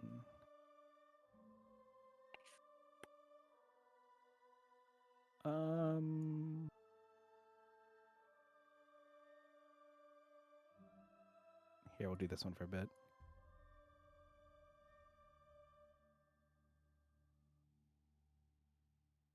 All right. Oh, sorry. Let me check something. Actually, I've got some notes here that might help me out. Uh-oh. It's never good when Ominous things the DM No says now that longer I think about it. whimsy. Yeah. All right. Let me describe the next map, and then I'll take you over. So you come to a clearing where, again, pay no attention to how dark it is on this map, where the sun is setting again. Still, depending on how you look at it, there's a clearing. You see like some sort of like a toppled stone column that has been taken over by nature. On it is what appears to be an unconscious musician Oh. with a stringed Uh-oh. instrument in their arms. Oh, the bard. Oh, Yes. oh dear. And about what is this, 30 feet or so away from the bard is some sort of strange plants-looking creature with a top hat, formal wear, a big bushy mustache. And you hear him say, "All right, it's time to spill your secrets." Wait, and he like turns and sees you all. And let me go ahead and take you all over to this next map. Oh. Ooh. Ooh. Oh no, A little. I've been had. What is that? Oh my gosh. Is that Amazing. what? Sorry. Do you have a question for me? You recognize the person Do you on the know who left, that? Do you know who that is? or do you recognize the person on the right? I'm sorry, I'm very what's the word? Unoriginal. So if you recognize someone here, I would like to know which of the two you recognize. Oh my gosh. I recognize neither of them. You're good. Okay, never mind then. I know it's Oh. from something. Yes. It's the something. Perhaps I'll divulge my secrets afterwards. Okay. Okay. But yeah, he sees you. He's like, "Oh, uh, Hello. hello." Pretend what? No, not pretend. Protect. And you hear some rumbling, What? ominous rumbling coming from the ground. Anything else Oh. you'd like to say, real quick, before the rumbling? Not the rumbling from Attack on Titan, but like the rumbling you hear in the ground actually goes through. Well, this is just fitting. Never trust a person in a top hat. Too fancy, anyways. All right. Oh, Yeah. how dare you insult my hat? Well, you know what? It makes you. It just makes tall people taller. I don't like it. Yeah. Unfair advantage. Well, I Historically. don't like you. And I will ask you all to go ahead and roll for initiative as bursting forth from the ground, you see a gigantic pumpkin with a face of anger on it. Uh-oh. Ooh. Not the face of Oh, anger. Not the face of anger or no. hunger or hanger, depending on how you look at it. Let me go ahead and add I rolled a a 6. Ooh. that appears to be the case, but don't worry. Goodness. It just means Oh, got I just more. rolled a 3. A 3. All right, I've added your initiative to this turn order. I will let Pim and Dooley decide either of you to go first on your turn. Let me just get another initiative in here. Yes, and as this is happening, let me just here. I roll this to myself over here. Oh wow, he got a 2. Okay, all right. Yeah, sure. I'll let my players wail on him for sure. All right. It's a little slow. Yeah. So the pumpkin-looking individual up there is going to be technically going last, but as I guess a refresher and a little lesson for any newcomers in the chat or other locations. Some enemies do have access to what is known as a legendary action, which occurs after the end of another person's turn. So I'm not saying that there are any here, but that might happen. So we'll just burn that bridge when we get to it. And yes, I will go ahead and swap out this music. And as this pumpkin creature emerges from the dirt, the top hat individual will basically spend the 20 initiative turn to jump in to the hole, leaving you to his pet's devices. Or oh god, now that I'm getting flashbacks to St. Valentine's Day now. It's gonna be harder to romance this one. Romance the giant pumpkin man. I mean, I'm sure there's at least one person in my chat who would say would. So I mean, Is it a giant pumpkin man or just a giant pumpkin? Oh, let's zoom in and check out. yeah.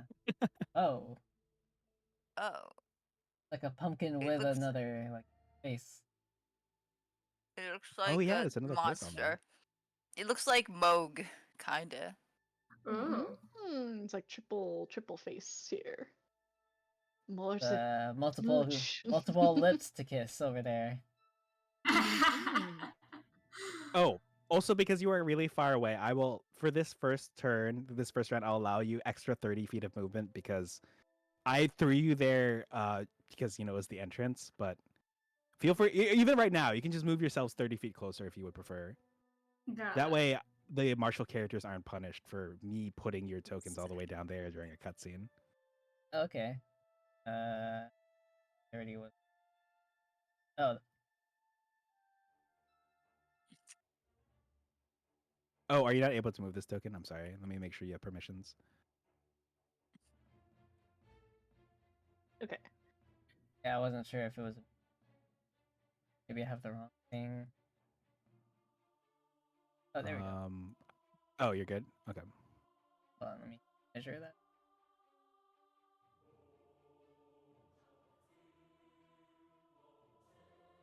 Like the music. Thank Yeah, you. music. I appreciate it. It is difficult to find music that I'm allowed to use on here. So the loop isn't the best, but the chanting is good. No, wrong. There we go. Okay. Oh, I forgot to hit the roll for initiative button on my end. All right. Elena, you are up first. You see that this creature is looking hungrily at that poor bard over there. Looks like ready to eat her up. Uh Vengeance. oh.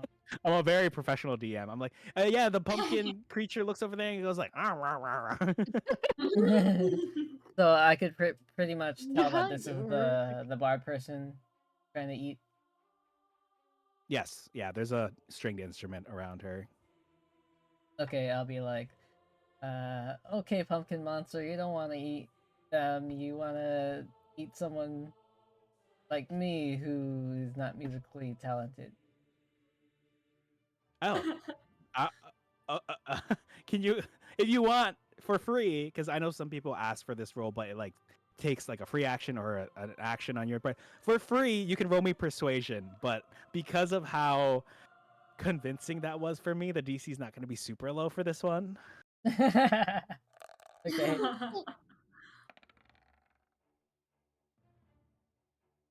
Okay. I see. Well, so the creature looks over at you, hears you say this, and pulls out a bib, wraps it around his neck, and looks directly at the bard again. Sorry, I haven't been very eloquent lately. what? What would you even call you? It's Caesar mode? Elena? Elena Spaghetti? Oh no. Oh Elena no. T. Oh, there we go. All right. So with a not so successful 8, feel free to continue with your turn as normal. Any actions you'd like to take. Okay. Words were never my strong suit, but I think throwing my nunchuck at you might be. So I try to do that.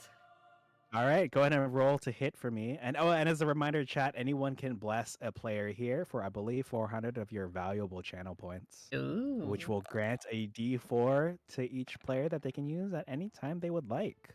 Oh. Although that probably wouldn't help with this particular roll, as this nat 1 will fail. You were trying to hit it with your nunchucks, Yeah, possibly. Okay. Oh, you're throwing. Oh, okay. So mechanically you can keep those, but flavorfully you throw it and it sails wide and lands in a tree. And it hangs off of a branch. Do you have any remaining attacks on your turn? As some of the martial classes do have access to more than one attack, or is that it for you? Any bonus actions you like to take? I actually don't know how many allowed to do. I can Okay. read that somewhere. Yeah. To recap, you are a monk, is it? Yes. And then, what is your subclass? What is your way? My Do you know way. the way. Are you Drunken Master, Four Elements, Mercy, I believe I'm Open Drunken Hand? Master because I see that here. All right. Let me take a peek over here real quick. Yeah, way of the Drunken Master. All right, you are at least level 5, so you do have a second attack. Well, that first one may have missed, but don't worry. You can use your magical powers to totally bring that nunchuck back and hit it on the way back. What? Yeah. Feel free to roll again. So my Hopefully roll better nunchucks are this time. actually boomerangs. It's got the boomerang effect on it. Creature's like, Because what's a boomerang? Is it because you always have a good comeback? Oh. Is it because you come back like a boomerang? Hey, there we go. Let me check some stats over here. Proficiency bonus, dex. Oh, your modifier for the nunchucks, actually, let me adjust this. It should be... I'm going to make it dex based. Oh, okay. I'll just make your unarmed strike dex based too. I'll fix that. Or like, I'll see if I'm doing something incorrect in a bit. But for now... it doesn't affect your 8, but you'll be adding a 6 bonus instead of the 4 in the future. Okay. So it will work out. That was a warning shot, right? Yeah, that was a warning shot. Yeah, see? I'm a much yummier dinner. Trust me. Mm-hmm. All right. Anything else from you before we move it on to the next person? If I could move a little closer, I think I'll... Yeah, if you got movement left, feel free to do so. All right, as you're moving, and Corey, I'll let you decide which of you would like to go first between Pim and Dooley, as you have the same initiative. Well, Pim looks like he's ahead, so Pim first, perhaps. All right, Corey, it looks like Pim is up first. What would you like to do? I could distract it from eating the bard. And yell at it to distract it. I'd be like, hey, Stinky, you suck. You stink. All right, you can give me Yeah, your I'm talking choice to you. of persuasion or performance for that. Let me look at your modifiers for that. I have 0 persuasion or 0 performance. No. Alas. Could still be worth a shot. I'll let you do it, but still do things on your turn, like an action or a bonus action, if you want to see how this goes. Performance. All right. I got 2. Oh, okay. He like pulls out some sort of like seasoning, and he like starts. You know, like those pepper shakers, those pepper grinders. Yeah. But he like aims it upward, like some sort of rocket launcher, and he like starts like sprinkling pepper on the bard. No. All right, you can take your turn as normal. You sense that some of the bumps on this creature are starting to move. I don't want to like go into more detail because I'm starting to gross myself out. But Are they like you sense glowing? Oh, sure, yeah, we'll go with glowing. Yeah, some of the bumps are starting to glow. You sense that he's about to do something after your turn, but before Julie makes a move. Mm. Uh-oh. Okay. Could I sneak up to him? Sneak up behind him? Okay. Quick question: have you moved the 30 feet that I said? At the beginning, you all are No. free to move. Like, okay, go ahead and move like 6 squares closer now if you would like. Okay. 1, 2, 3, 4, 5, 6. Okay. Now here's what I'll let you do. If you spend your bonus action to dash, because I think you can't reach him with your what's your normal speed? If you have it on. I'm seeing 30 here. 30 feet. Okay. If you spend your bonus action to dash up, I'll let you move up 12 squares, and I'll probably allow him to be super distracted by the bard, but I'll ask you to also roll stealth on your way up. Okay. Stealth. Got an 11. Okay. That is a middling number, so I will roll something here to myself.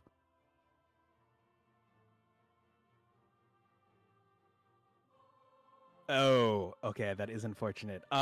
So I'm gonna say you can move up like the 6 squares, but in case you want to save your bonus action for something else.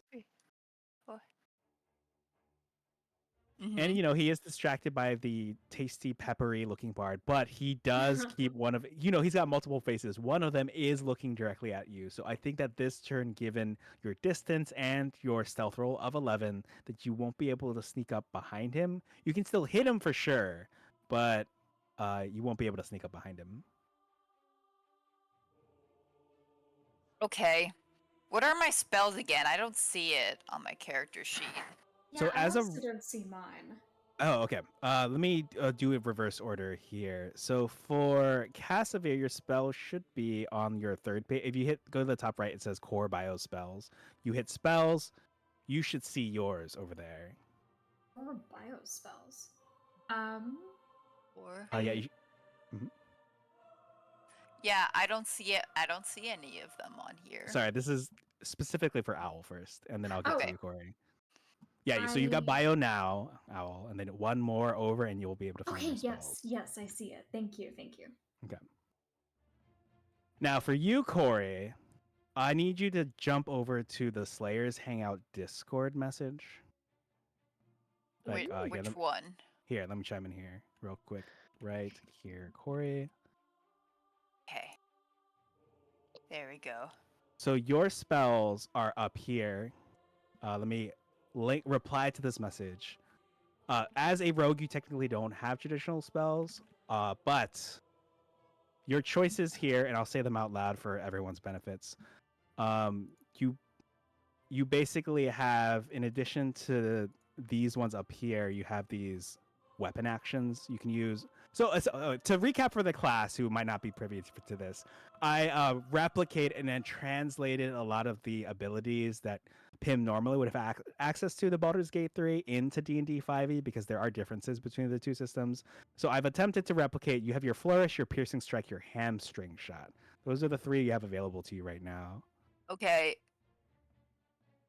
Could I shoot it with my bow in the eye of one of the faces? The one that's yes, you can shoot it in the eye, one of the faces. Is there something that you're hoping to also do with it, just for my benefit, so I know what to prepare for? To hope to blind it or hurt it. Okay, you're hoping to blind or hurt it. All right, go ahead and roll me to hit with your bow. Okay. What do I roll? Looks like you can choose to click the short bow button in the middle of your sheet right here, or you can roll a 1d20 and add the 6. Bow.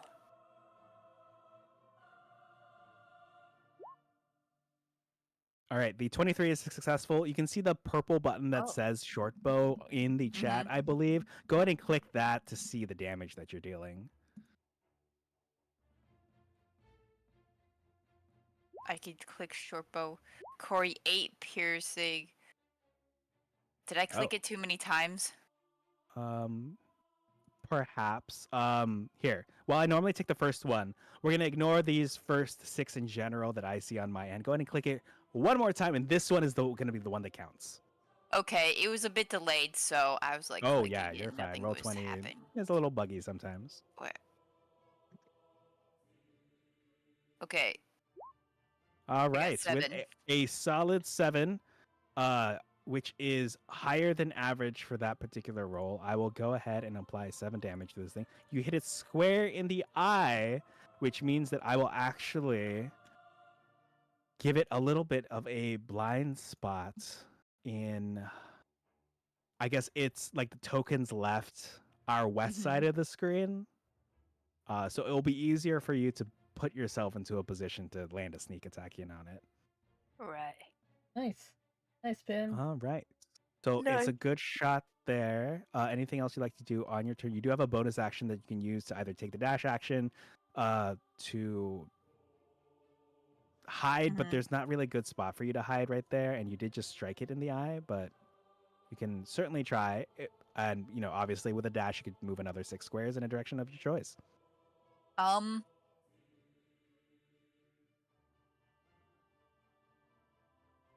just gonna move back a little bit. Okay. All right. In that case, yeah, that seems good. Over to you, Dooley. Pim, you sense that you're in a good spot for now that you've blinded it in this. You're like straddling the line between its vision cones. Mm-hmm. But yeah, over to Nice. Dooley. Okay, and movement speed is 30. Traditionally, yes, unless you're a super short creature that they're like, oh, you only get 25 feet, or if you're like Elena, who probably has like 40 feet or something of movement. But Yeah, I it's didn't pretty much realize that. squares usually. Okay, Dooley's gonna go move to stand in front of the bard. Well, to the left Ooh. of them. Okay. There we And go. you moved your 6 squares at the beginning of the fight, right? The ones I because did, yes. okay, cool. So this is my Right. max movement for this turn. Yes. Okay, let me see here. I would like to. What do I get? Not much. Oh, Yes. I'm gonna pull out my herbalist book, and I'm gonna throw it at the beast and say, "You look nothing like the pumpkins in this thing." Okay, because you're throwing a book, which is considered an improvised weapon, I'll need you to make me a Mhm. dex roll. I hope your dex roll. is good. I hope your dex is good. Oh, it's fantastic. Where are you? There you are. Hold on. Oh no. Well, it's funnier this way. A 10, 9 total. That does feel mean of me. That is a book. Out of curiosity, what is your strength score? My strength is pretty good.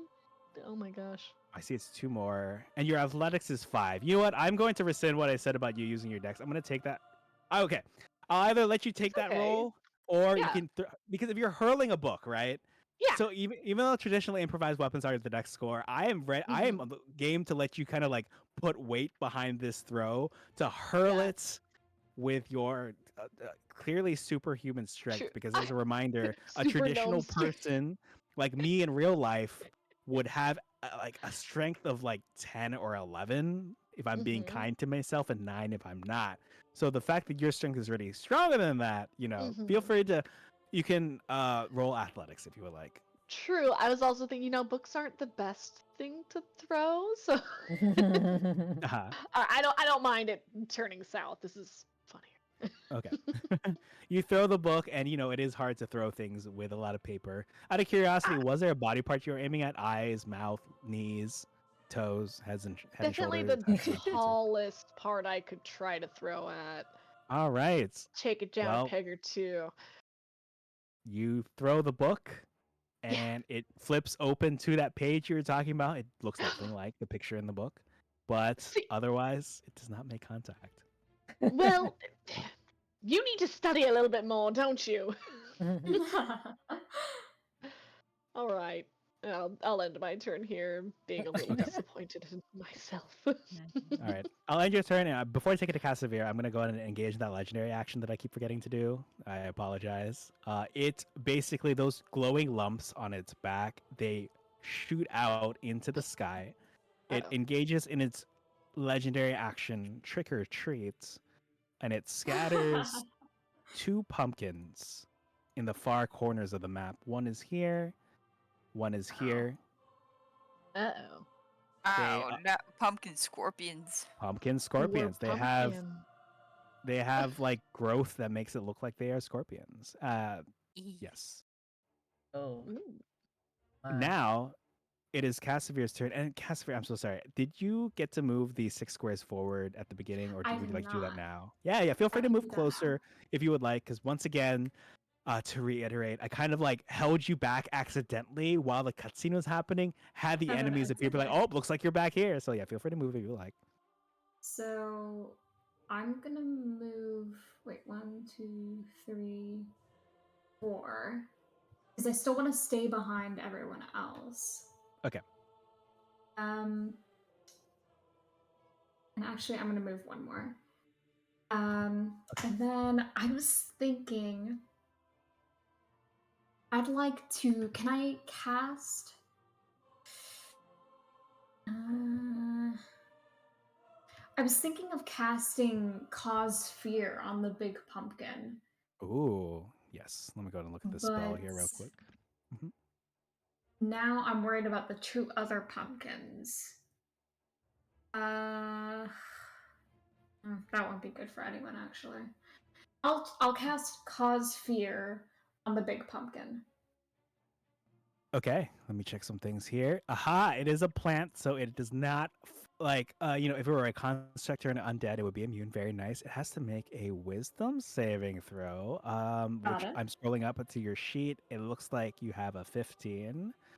And I will go ahead and roll that to me over here. Can you describe what it looks my favorite thing about Indeed, I pretty much only play spellcasters because it's easier for me to flavor their effects and describe their spells than I can with martial characters, at least for now. The 2024 changes are good for the martial characters for me. But what does it look like when you're trying to awaken the sense of mortality in this creature specifically? Right. So Casimir, like, he's still kind of far away from the monster, but he crouches down and then comes back up, and his form begins to become this what appears to become like this black smoke. Like his robe is draping down into the ground, and it looks like his black hair comes around to engulf him in black, and then he comes up and his face morphs into this to a face of the screaming with teeth and Ah. stuff Ooh, Oh. to yeah. try and spook Mm. the creature. All right. And here, let me roll. Oh, no, don't worry. You don't have to roll. Oh, okay, fantastic. Yeah. So basically, because you've got the 50, it has to make the roll against you. It has to try to not be frightened, Got which it. I will Okay. go ahead and paste the result. So I rolled it privately to myself, kind of like when a DM rolls behind the screen. But just like DMs can lift up their screen to show you the result, I will paste for you a screenshot of the result. And this creature takes one look at you, rolls a natural 1, and is now frightened of you. Mm. Wow. Until the end of the spell, which, to recap for the rest of your crew, is concentration. So if it gets a good hit in on you, you could potentially break it. But it is now frightened, so that means if it tries to attack anyone, as long as Cass is within vision, within sight of, within its line of sight, it will have disadvantage on ability checks and attack rolls. So if it tried to do an ability check, it's like, I use sleight of hand to steal something from Pim. It would roll that at disadvantage as long as Cassavir is here too. And it also can't move towards Cassavir. So it's basically stuck up there and can only move either laterally, like west or east, or more north. But depending on how Cass positions himself, it could Awesome. prove useful. That is a Whoa. successful Awesome. use Cool. of Cause Fear. I wish my players rolled these ones when I tried to use Hold Person on them as a DM. But all right, alas. Fear Very me, nice. beast. Fear me. All right. Any bonus actions you'd like to take? Any movement you'd like to do before the creatures take their turns? I think that's it. I think I'm actually I'm kind of stuck between these two. I had 6 moves. I'm gonna do my 6th movement and actually I don't want them to be behind me. I think I'm gonna move 1 back. Is that alright? Yeah, that's fine. You've got plenty Okay. of movement between your own turn and the extra 30 that I granted you at the beginning. Oh, okay, perfect. Then I'm gonna move 2 back, because I don't want to be between those guys. Okay, cool. Thank you. Oh my gosh, Pim, I looked at your health.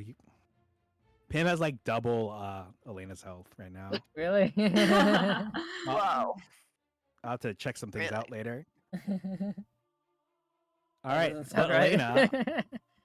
Elena, wait. Who was the last person to be most enticing to this creature other than, I guess, the bard? I guess it's so Elena, even though you did not successfully get it to get its attention off of the bard, I'm going to say it has terrible object permanence. So now that Julie's there, it's like, huh, I guess my dinner's gone, and is going to look directly at Elena as the last thing that heckled it that it can see because Pim stabbed one of its eyes out. So it will look at you. Let me see what it's gonna do here. You are I can't move towards you. Ah, damn. All right. Let me just tell you how you're looking at it. Because Casimir is there, I can't have it move towards you and have it do its multi attack because it has a 10-foot reach for its multi attack, which means 1, 2, 3, 4. You're like 25 feet away, and so it will only throw a gourd at you. Uh-oh. And I'm seeing here your AC is 13. Is that correct? Yes. Okay. Let me see how, oh, that is unfortunate. All right, so it does connect with you. It rolls a 22. So unless someone here has like silvery barbs or some other spell they like to use, save for a more opportune time, it is going to probably deal. Don't worry, Elena. Everything will be fine. You take 14 bludgeoning damage. Wait, 14? Yes. Oh, sheesh. So it throws like a gigantic gourd that is twice as tall as you. It like lands directly on you. Its pieces breaking apart around you. You're also drenched in gourd juice, but I'm sure Ew. it's fresh. I regret saying the gourd juice thing now. Oh. It's a pumpkin. It's a gourd. It counts. It's a Okay. pumpkin. It has guts. I'm 21 See? HP now. Okay. While that turn is done, the scorpion pumpkins are going to go 5, 10, 15, 20, 25, 30. Are going to try to get closer. Looks like they're a little too far away.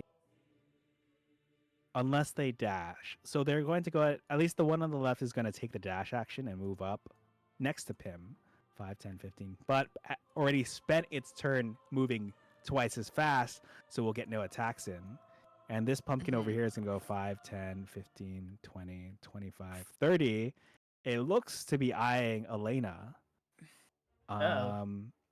Will not take the dash action, but you'll see it's rearing up its stinger as if it's preparing to strike. Keen eyes will notice it looks like it's gonna strike someone who comes within 5 feet of it. Oh.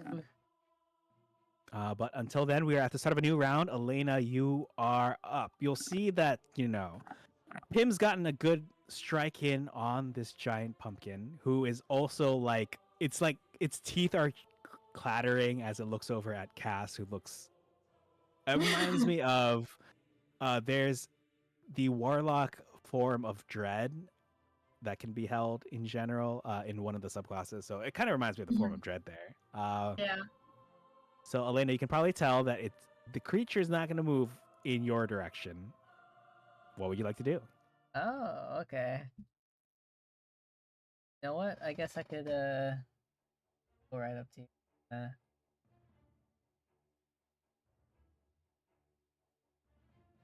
Flurry of blows. Arm strikes as a bonus action. All right. Feel free to roll to hit. Let me check. Oh, you'll need to hit it first, take the attack action. So go ahead and give me a first attack first, and then you can feel free to spend your key to. Okay, that is unfortunate. I am seeing that this was a 4. So that while that will not strike, your flurry of blows will definitely. Oh, wait, I'm so sorry. I need to roll that attack again because as long as Cassavir is within sight, there's a chance that Gord would have missed. So let me roll that to me. Oh, okay, never mind. I'm sorry, that's a 21. All right, so it still hits. All right, well, I'll remember that for the future. I see. So your 10 will not hit, but if you want to use your flurry of blows, you can strike 3 more times. It's the 2 unarmed strikes. Plus, you have a second attack action on your turn. So flurry of blows effectively allows you to attack 4 times. Okay. So feel free to give those. Oh, that definitely hits. Yay. That will also hit. More time? Yes, one more time. Oh, Ooh. we have a natural 20. Feel free to get some nat 20s in both of our Yay. chats. Yo. Yes. All right, go ahead and for each successful hit, which is the 25, the 19, and the 26, you can go ahead and click those in the chat so that we can get what damage you've got going here. Or if you want, you can also roll the physical damage, the damage physically. Okay. I think that Oh no. I not saying the attack type.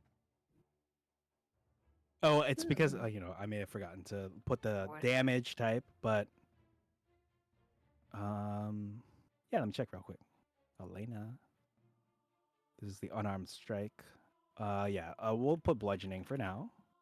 All right, now when you click it, it should have the correct damage type. Okay.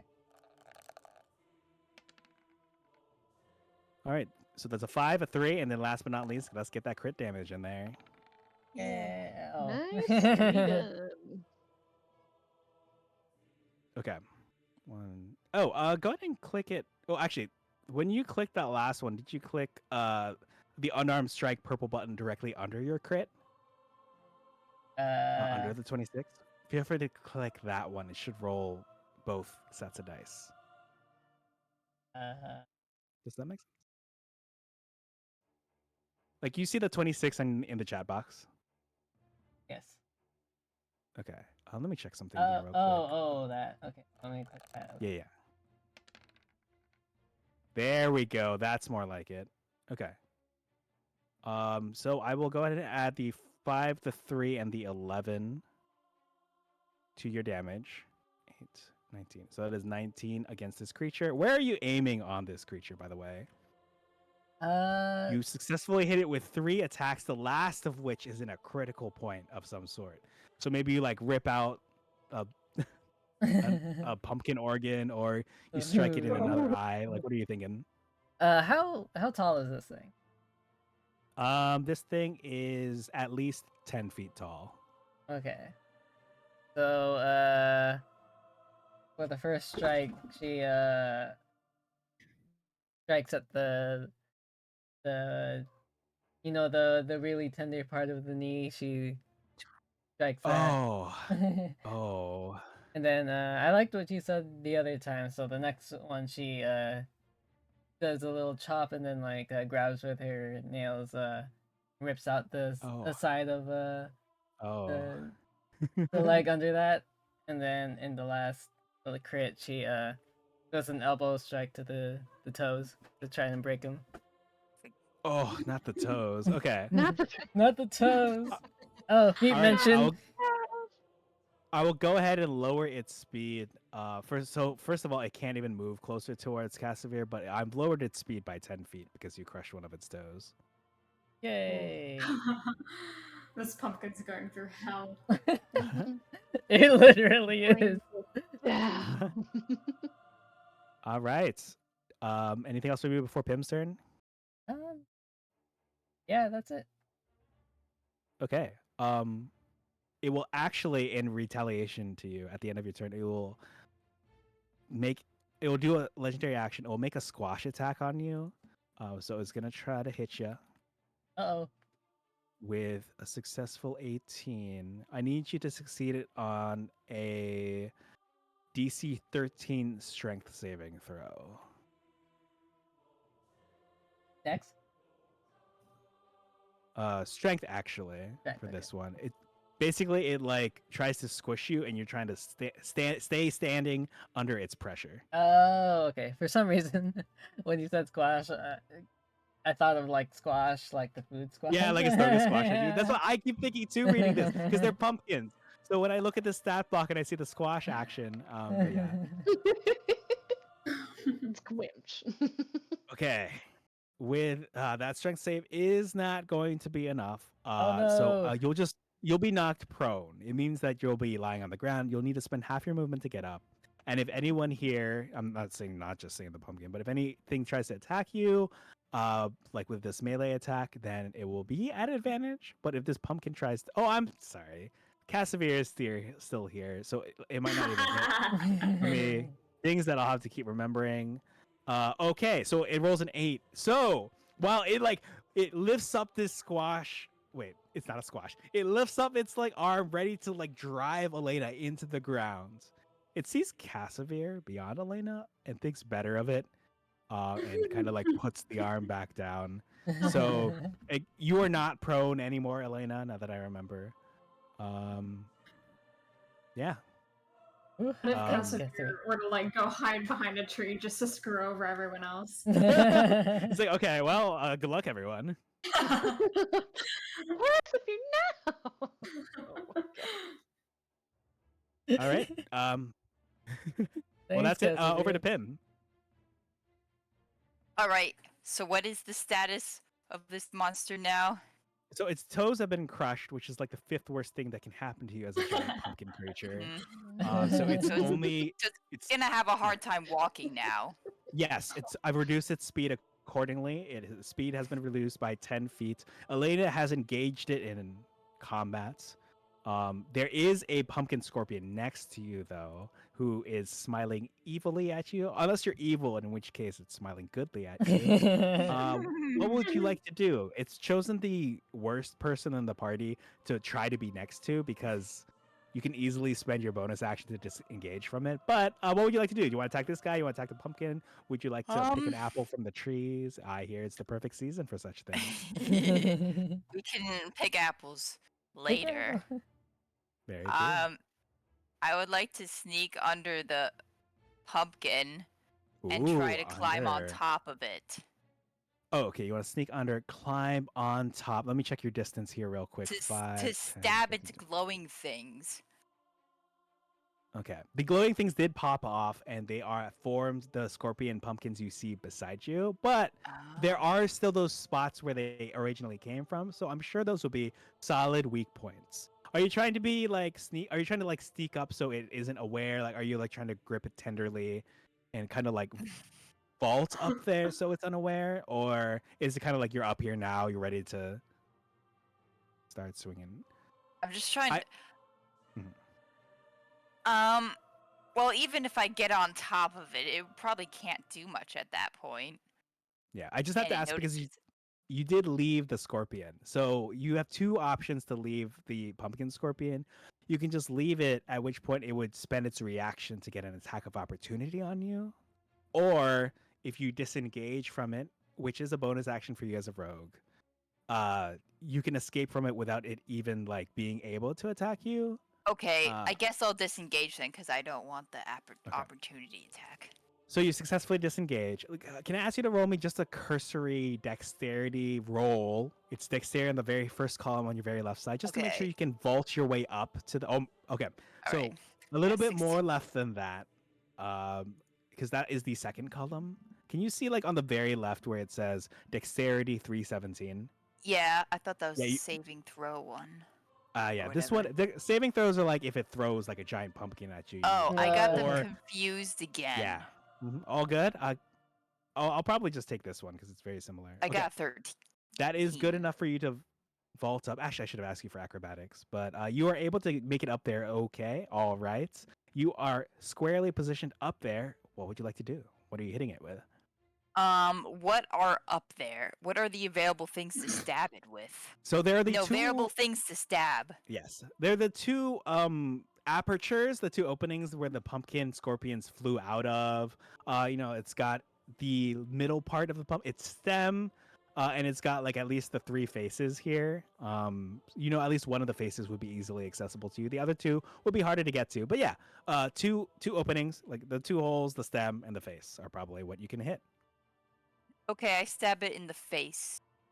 All right, go ahead and roll me 2 hit. 2 hit with Yes. dagger?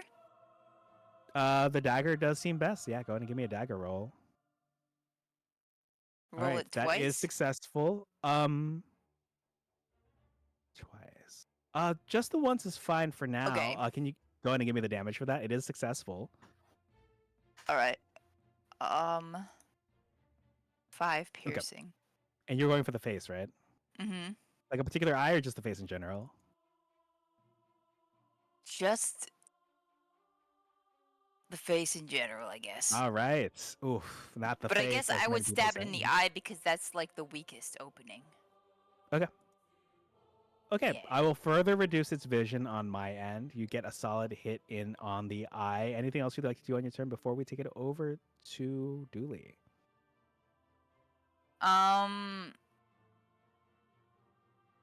I grip the pumpkin tightly and try to Oh, get to a spot where it can't easily grab me. okay. Sounds good. I'll keep that in mind. Okay. Yes. 20 feet of the. Okay. Dooley, are you ready to take your turn over here? Oh yeah. All right. All right, I'm gonna mosey on over to this beastie. Yeah. Now, does it still have another knee? I Right. hesitate to answer this question, but yes, it does have another knee that Elena Oh, has not perfect. taken care of yet. I'm gonna try aiming for that. I'm just gonna swing my Morning Star as hard as I can. Oh, Oh my gosh. oh my All gosh. right. You can roll to hit. Now, quick bit of advice in case you want to take it. You don't have to. I don't mean to backseat, but I feel like Mhm. if you want to position yourself, if you have the movement to position yourself across from Elena, you'll be able to flank Oh. the creature and gain advantage on your particular roll. Let me I'll see also that. allow you to do it across from Pim because even though Pim is technically on top of and maybe behind the creature, if you just position yourself in a way that you think you're across from Pim or Yeah. across from Elena, I'll let you roll twice and take the higher. Ooh. Okay. Well, So yeah, that kind works of for like me roll an there. advantage. Yes, you can also toggle the advantage if it is visible on your sheet. Yes, it is. Awesome. Okay. And a roll coming in 3, 2, 1. Oh my gosh. Oh. With another successful nat 20, going to get the nat 20s in our Yes! chat. Yeah. Go ahead and roll me the dice. Okay. It's the hit dice, right? Oh, so you can either click where it says Morningstar, or if I look at your sheet, I can find out what dice that you can either physically or Oh, I see individually it. separately. Awesome. The 1d8 plus 2 piercing. Yes, so you basically be doing either Okay, 2d8 nice. plus 2, or you can click where it says Morningstar in the chat box. For that. Oh. Oh yeah, sorry. In the chat box, like on the bottom right of your sheet, your page, where it says, Oh, if I you see. click up top. Okay. Oh, that is unfortunate on that last on the crit die, but it's still a crit. And depending on how you play it in the future, some Mhm. people use, like, as a brief aside, some people use crit tables, right? So if you get like a nat Okay. 20 or nat 1, a special additional effect happens. So while Mhm. that isn't happening today, you're aiming for that other knee, right? Yes. Were you aiming for the front of it or the back of it? Back. Oh. I feel like as I said it out loud, I'm like, oh, either sucks. I feel like Just I makes did more not like the visual I sense. just gave myself. Me neither. Okay, so I will reduce its speed even more because you successfully took out its other knee from the back. Even though it isn't a Mhm. lot of actual number damage, it is still a critical. It is still a weak point of it that you've hit. So I'll go ahead and Mhm. apply that. Oh my gosh. Sorry, pumpkin. All right. Bringing him down to size. What is your class again, real quick for me? Paladin. Paladin. Do you have access to an additional attack? Oh, it's like smite? Oh my gosh. No, I see. You do Mm. have an extra attack because you're at least level 5. You Mm. can roll again at advantage because again you are Yes. flanking. You're across from one of your Yes. slave colleagues. Okay, it's 14. Okay, it's 14. I see. Well, that one does come up a little short, but that's Mhm. okay. You still got a solid hit in on the first time. Anything else? Yeah. That's good. All right. For the last turn before the next break, over to Casimir. What would you like to do? Okay, so Casimir, so he's. First question: I can attack and still keep up the effect I have, or That is it is correct. Yeah. You okay? only have to maintain the effect if you get like hit by something or get rendered like incapacitated or Got unconscious. it. Got it. Got it. Okay.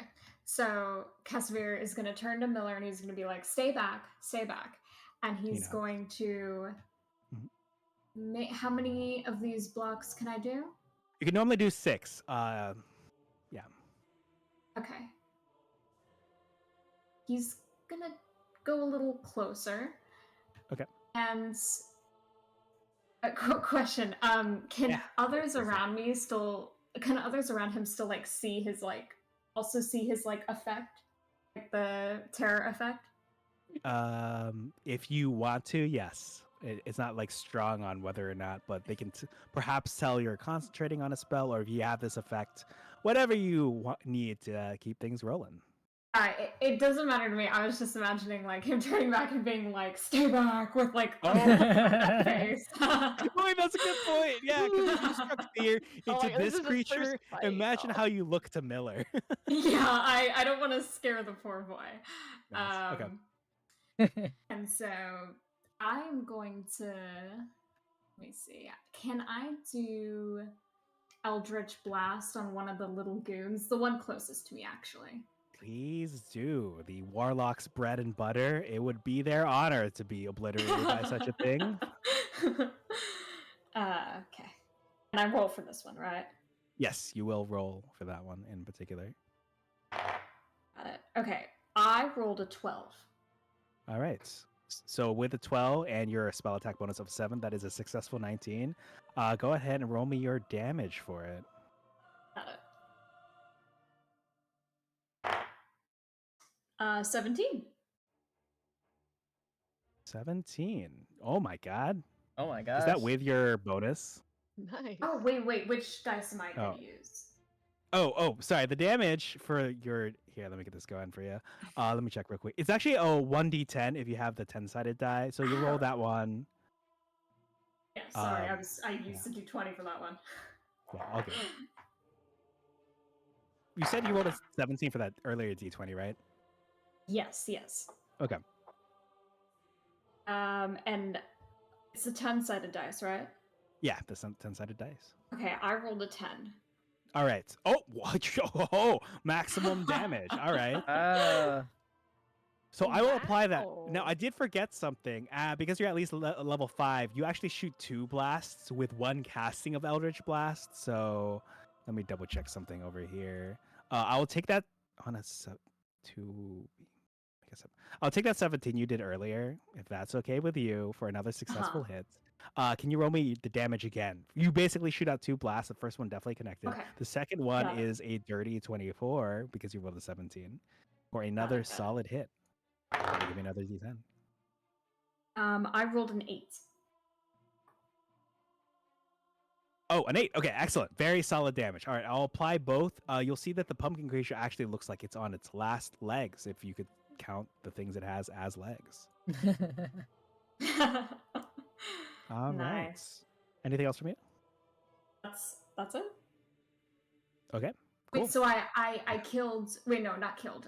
Messed up one of the little guys, right? Yes. You've solidly okay. weakened it. Sick. Nice. All right. Uh-oh. Before the next things happen, I'm going to call for a quick 2-minute break. I shall return. Nice. And That's feel Yeah, free I'm good. to gonna go get anything you all need grab to. something as well, real quick. Yeah. Food, water, restroom. Be right back. Water. I should probably grab some water, but I'm in too deep. Okay.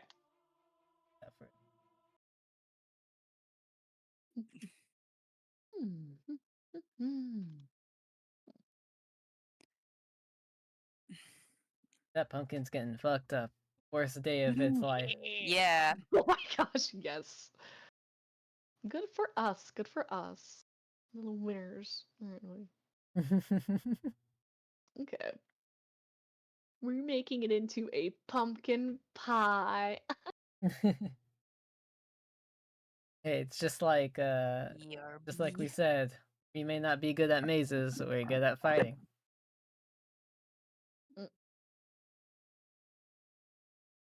Julie's so good at fighting, that's why you broke the glass. Exactly. Oh my gosh. She's embarrassing herself everywhere. Which makes it even more hilarious. Okay. I'll have to go grab that book for you. I know, I Get can't it forget the back. book. My herbalist book.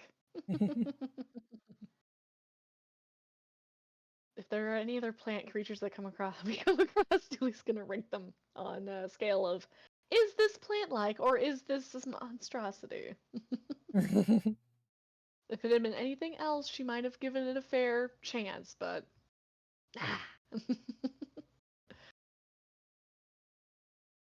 Two monstrosity. Mm-hmm.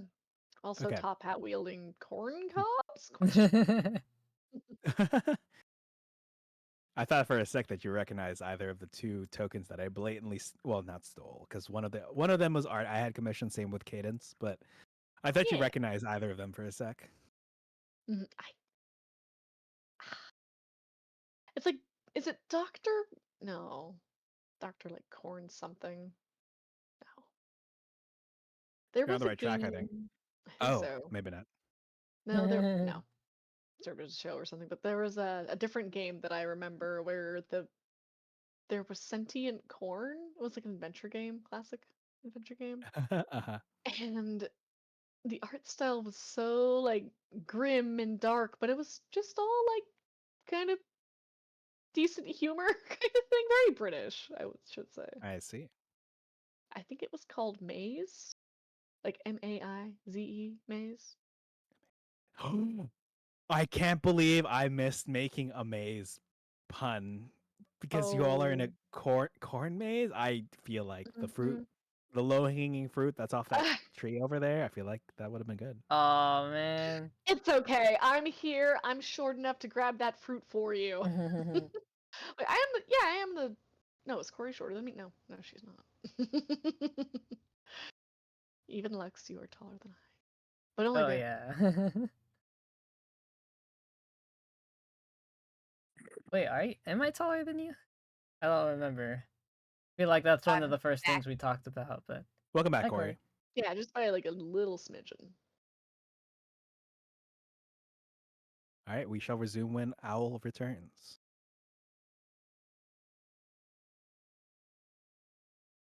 Oh, I think it was someone else I was talking about height. They were just like a little taller than me. So I'm just a little taller than them. Mhm. Everyone else is taller than me. Think. I don't remember if I'm taller than Corey.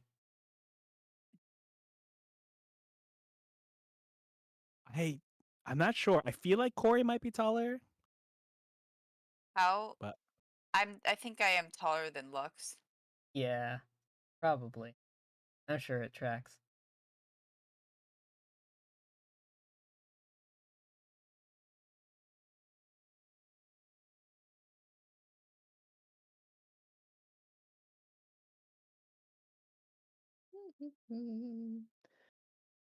I don't mind being short. Don't worry. If anybody bothers you, I can kick out their ankles or apparently their knees, like we're doing to this monster. Yeah, that monster is not having great luck with its eyeballs. Its many eyeballs. Or it's its eyeballs and its knees. Like, yeah. damn, bro. Glad that's not me. Yes. I would have given up right when I got scared of Castamere.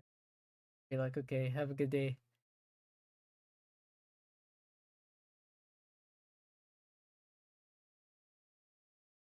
But yeah, if things go well, this should hopefully be the last break. We managed to do it! We're getting to the end without lollygagging too much.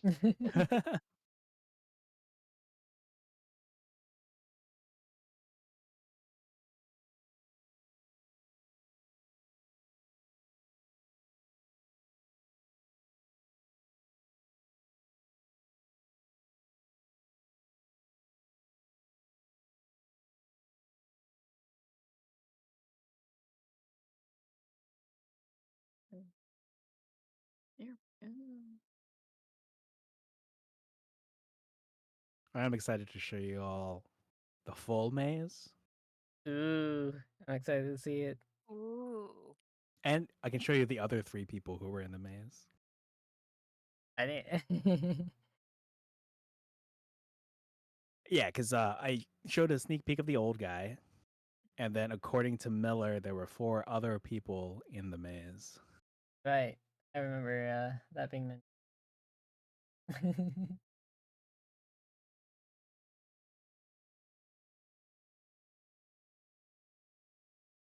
Oh, and fun fact, you know how there's a version of the maze that shows the correct direction to go? There's also a version of the maze that shows like a false direction to go, which would have led you Ooh. like the very wrong way. Oh wow. Would that have happened if we had failed the check to help the puzzle? Um, it depends kind of like on a variety of factors, depending on how the session played out. Like if you had basically blazed through the initial puzzles and maybe Okay. gotten some encounters wrong. Welcome back. Oh, Hello. okay, that's interesting. Hello.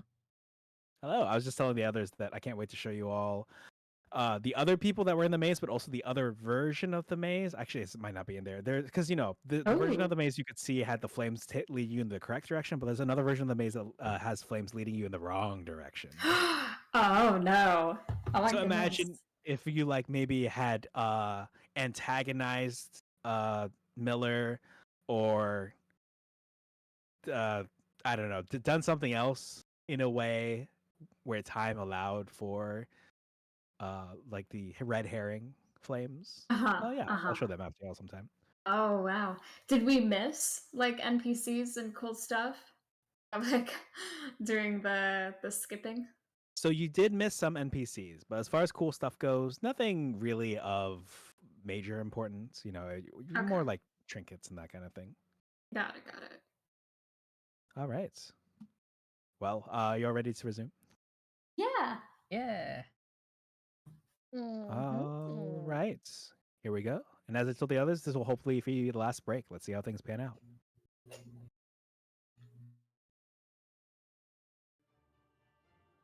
All right. We are resuming the session. Let me go ahead and swap out the music for this next portion. The music that I would love to use is always inappropriate for use on these platforms, unfortunately. But if I ever catch you all for an offline session, best believe the music will be impeccable. Ooh, that'd be fun. Oh my goodness. I No would love that. filter. All right. At the end of Cassavir's turn, while normally I might strike a little bit slower than I intended, I'll swap it out again later. The next move it's about to do is it will basically this one costs 2 of its legendary actions. As I guess a brief teaching moment again. Enemies usually have a certain number of legendary actions they're allotted to each round. So something like throwing those pumpkin scorpions out costs them their entire 3 actions. But something like trying to unsuccessfully squash Elena to the ground would just be a single one. This one counts as 2. It will lash out with entangling vines. I need all 3 of the player characters who are next to or on the Pumpkin King to give me a DC 13 dexterity saving throw. So Corey, the one you pressed earlier, that one is fine this time. That one's correct this time. Oh. A dexterity saving throw, DC 13. Let's see what Elena's is. A 22. Oh, you easily you're not even looking. You look back to hear Casimir tell the kid stay back, stay safe. And as you do that, you kind of sway to the left as a vine narrowly misses your head. Now, as for Dooley and Elena, let's see if you can also make this DC 13 dexterity saving throw. Oh. Oh no. No. Really? All right, I couldn't Dooley. do it. You were distracted perhaps by your book that you find here on the ground, and as you reach town to grab it, one of the vines which the Pumpkin King wasn't even aiming at you. It was more like a like a repositioning vine, kind of trips you up and latches onto you. So you will now be restrained, which is amusing because it means you technically have disadvantage on a lot of things, including attacks. Your speed is 0, Oh but because no. you're across from Pim and / or Elena, kind of cancels out. Your attacks kind of hit it like All right, normal. whatever you do, don't move And, too don't much. move. But don't worry, at the end of your turn, you can try to. Oh no! You can use your action to free yourself. I see here. We'll burn that bridge when we get to it. Let's see what Pim gets for this dex save, and I feel like this sounds like the kind of thing where Pim is mathematically incapable of failing it. But yeah, Corey, can I ask you to give me Pim A dexterity saving throw. You'll want to meet or beat Alright. a 13. Dexterity saving throw. Yep, that button from before. Okay. 27. Okay, so literally more than double the amount that you were required to get. Him being back there, like you see the vines like shooting out and around, and because you were like holding steady, right? You're trying to like stay on the side of it and like not be seen. So I'd like to imagine you've got your dagger wedged into it, and you spin on the. Have any of you played the new Monster Hunter Wilds? A The little bit. yeah. Wow. All right, so in Monster Hunter Wilds, they had like a beta like a few weekends, 1 or 2 weekends ago, and the insect glaive user can basically stab their glaive into the enemy, into the monster, and like spin around it, kind of like they grab it with both hands and spin. So I imagine Pim takes this dagger, Yeah. and spins around, holding the dagger, dodging all the vines that are headed his way. It's Dang. quite impressive to see. Hell yeah. All right, that is the end of its legendary action. It's time for the enemies to take their actual turn. The first thing that's going to happen is there is that weakened scorpion pumpkin, and it is actually going to move towards Cassavir. Oh. Let me make sure your health here You are approaching me. Let me check something over here. Your new health was 33. I forgot to update it in your sheet. All right. Let me pull up its sheet and see what it can do. Looks like it is going to make 2 pincer attacks on you. Oh, let me swap out this music an additional time. We will do this one. You always start off a little quiet. I think no, I can use this other one. Sorry, let me jump over here. Where do I want to? Give me a sec. All right. I'll have it hit first, and then I'll swap out the music. All right. Looks like your AC is an 11. Does that sound correct to you for Casimir? I think so. Hang on. Can I see that in the character sheet? Yes, it should be in the top middle. Oh, yes. It's 11. Okay. Give me one more sec.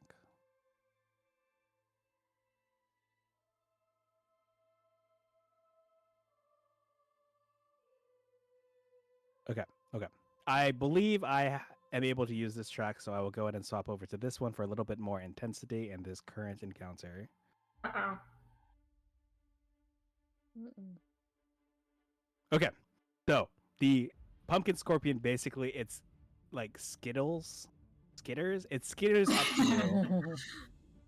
Skittles. And it does successfully pinch you with both of its pincers. That is difficult for me to say. My difficulty with S's and SH's is coming out. Ouch! Ah. All right. The first strike will deal. Oh Lord. It will deal 9. It says you're bludgeoning damage to you, which is interesting to me. But the second one will deal 4, so you will take a total of 13 damage, which puts you at a similar health situation to Elena. So worry not, you're not alone. Oh no. Oh no, Casimir. I also need to ask you, Casimir, to roll me. Can you see where it says Constitution under saving throws on your sheet? Okay. Let me. It's okay. I've pulled it up. Back. I do see the bonus. Where would that be? On your digital sheet, I think on both sheets it would be in the top left middle. Top left middle. Yeah, you can see at least on the digital one, you'll see saving throws, you'll see strength, dexterity, constitution, intelligence, wisdom, charisma. But oh yeah. Okay. Okay, I see saving throws. Yes. I do see that there is not a large value for con saves, but I'd like to ask you to make me one of those right now to maintain your concentration on your cause fear spell. Uh-oh. Okay. What do you want me to roll? Yes, please. Go ahead and roll me a d20. We'll add the Okay. modifier and see what the result is.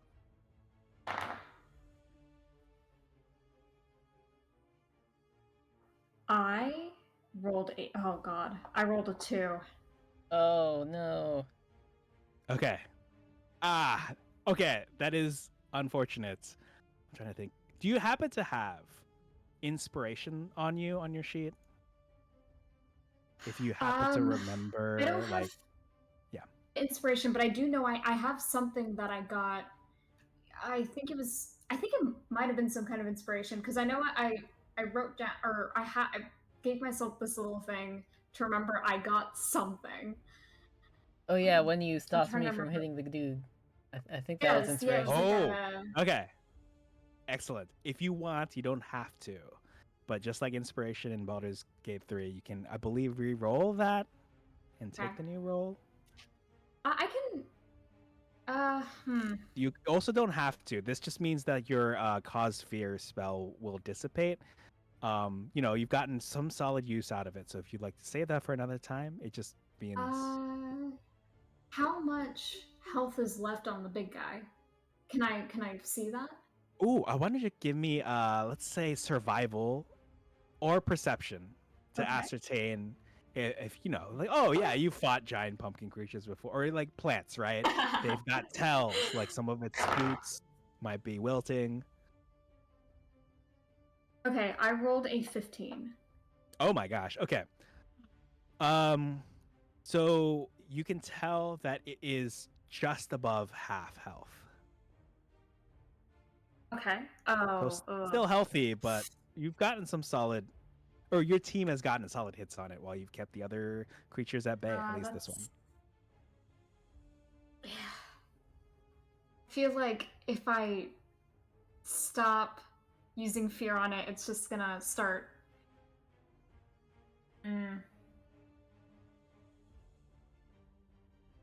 Tough one. Can I ask the others? Can I ask if like they're okay if I stop using fear on it? Please do. Yeah, call out to them however you would like. Oh. I say. Oh yes. Trust in your own judgment. I say. Absolutely. You can absolutely stop it because if he tries to move, he's gonna get smacked by us. Okay. Okay. Yeah. I'm not gonna use the inspiration. Okay, so basically, for both Millers and the giant pumpkins benefit, that form that was seen earlier may not haunt them now, but it might haunt that pumpkin's nightmares in the future if it shouldn't survive this encounter. Always. Okay, but yeah, that was the scorpion, and actually, it will also let me see what it's saying here. It will grapple you. Oh, great. Uh-oh. As it successfully connected with both. And while you are grappled, it's a little tricky, but in Dungeons & Dragons, they have there's similar conditions. There's grappled and restrained. So because you're grappled, you're also restrained, which means you'll be able to get out of it with a successful DC 14. Oh, wait, no, actually, we'll do it like this. Can you roll me your choice now of athletics or acrobatics? So typically what happens with a contested roll like this, someone is trying to grab you. You can either hold them at bay with athletics or avoid it completely with acrobatics. Okay. So actually, I'll do that here. More of because I think that's fairer for the current situation. If you can beat a DC 11 with your athletics or acrobatics, you'll be good to go. Okay. Okay. Got it. Okay, let me do that.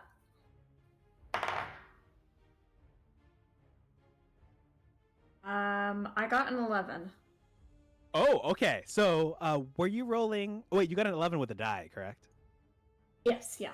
Okay. And I'm checking your stats right here. You're okay. So not athletics. But you have a +1 to acrobatics, so you actually rolled a 12. As you would you like to describe how you're avoiding? It's like it does strike you with the pincers, but it's trying to hold you in place. How are you acrobatically avoiding it? Let me think. Casimir um like slinks like out of the things grasp, and like just kind of like very as gracefully as he can manage with still slightly in pain, yeah, gets out of the creature's grasp. Okay. So you remain unscathed otherwise. Thank you for that. The last creature that will happen before we take it back to the top of the initiative and Elena takes her turn is that this scorpion up here, who I believe hasn't moved yet, sees that Pim is nowhere to be found. Maybe just wanted a nice hug. And so because Pim isn't here, we'll turn to Elena instead. And we'll line up right here. An Why attempt to isn't strike Pim you. here? Oh, because remember you moved up to the top of the creature. All right. And you left its side, you disengaged from it. You just wanted a little hug. Okay. All right. And Elena, what is your AC? It is 13. Uh-oh, I'm in a bad spot here. So the first one does hit you with a 16, but the second one misses you with a 9. So while it does connect, it will deal 5 bludgeoning damage to you. Oh, ouchies. But you see its second pincer coming, and you successfully kind of like lean the correct direction to avoid it. And now it is your chance for revenge. With all of the enemies complete, we're at the top of the round. Take it away. What would you like to do? How would you like to enact your revenge? All right, buddy. Want to play that way? Hold on,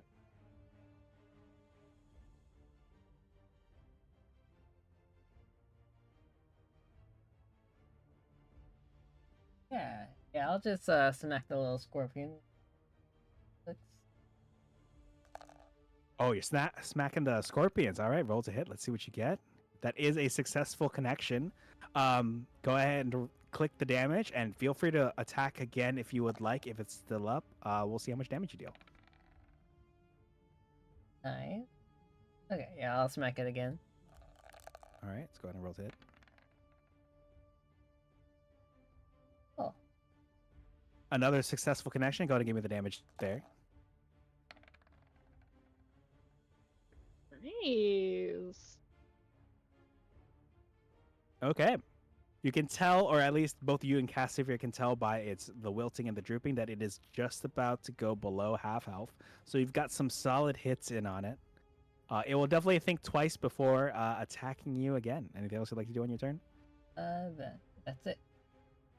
All right. Next over is Pim, unless you want Dooley to go first. But we've typically been having Pim go first. What would you like to do?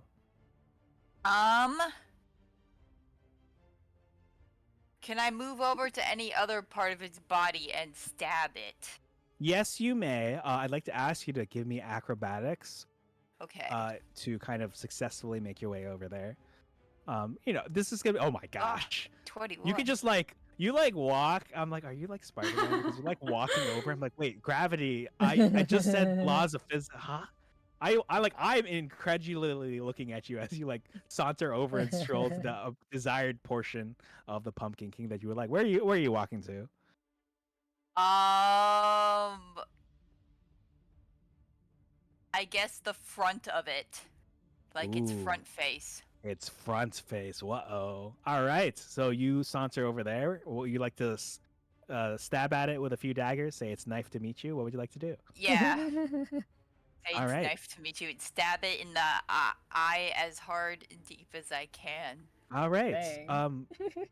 Go ahead and roll to hit, and I'm going to grant you advantage because I'm going to say if we think about this all topsy-turvy in a 3D space, you're probably flanking it with one of your allies. So go ahead and roll at advantage. If you would like, or roll just at roll 12. advantage. So there's two ways to do it. You can either you see the toggle up top under your race and class where it says advantage, normal, disadvantage. You can either toggle that to advantage Okay. I and will then do go that. ahead and click your dagger button in the middle. All right. All right, the 18 is successful. Now, I think I was forgetting a rule earlier. So you can go ahead and click the purple dagger button in the chat. Okay. Now, go ahead and click sneak attack Interesting. damage on your sheets because we'll need to add some sneak attack damage for at least this Sneak encounter. attack As long as you have advantage on this creature, I'll grant you the sneak attack.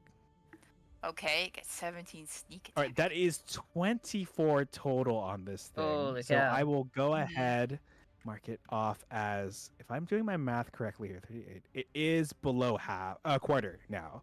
So in addition to being below a half, as Casimir correctly surmised earlier, I will put the red indicator on it to show that it's below a quarter health. It's a solid hit. Anything else from you before we take it over to Dooley? Can I stab it again? No. You unfortunately can't stab it a second time. You know, you all get your extra damage through different ways. If you're someone like Dooley or Elena, you get a second hit in. If you're Casimir, your Eldritch Blast has a second stream, a second beam. And then for you, Pim, it's your sneak attack damage is how you get most of what you've got going on. But if you have anything else you want to spend your bonus action on, I can't really think of anything else. But if you're done, we'll take it over to Dooley. Anything else? Yeah, I think I'm pretty much done here. All right. So, Dooley, you see this thing, I would say is on its last legs, but you all took out two of them. Brunch.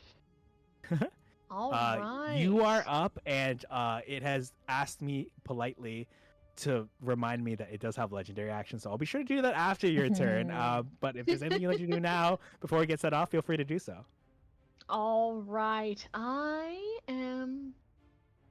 Let's see. I'd be rolling at normal. I'm gonna give it a Right. You are restrained. You can spend your action to get out Yeah. of it, but because you are flanking with Pim, who I see basically Super Mario 64 reverse long jumping all over the place and clipping through this creature, you're flanking with him, so you can roll flat if you would like. If you're trying to strike it with something. Can I try Wrathful Smite? Wrathful Smite. Let me check here real quick. Mm. All right, bonus action on self. Yes. Oh my gosh. Sure. Yeah. All right. Okay. How are you? So you've got your weapon. You're a Morningstar, correct? Mhm. Can you describe either you or your weapon and how you are about to realize this wrathful smite? Being restrained and seeing just the carnage all around, and knowing that this thing is at least 5 times my size, and seeing how we've also brought it down to size with the knees, I'm furious. This thing is trying to take advantage of that poor bard, and I'd like to try to take it down.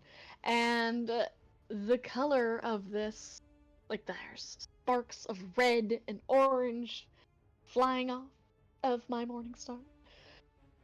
And there is wrath in Dooley's eyes as she stares up at this thing, even with the restraint of the vines around her. Nice. All right, roll to hit. Again, a flat roll. We will see. It doesn't. But that's okay. She's just small and furious. Don't worry, you retain the wrathfulness. So next time you do connect, which, by the way, you have a second attack as a paladin. Why don't you try that one Ooh. again? Let's see how you do. Yes. Excellent. All right. That one is in its weakened condition, actually does connect this time. So go ahead and roll me the damage for that, and you can add an extra d6 that can roll off to the side. All right, so Okay. that is maximum piercing damage from the Morningstar. Go ahead and roll me the Yeah. 1d6. All right.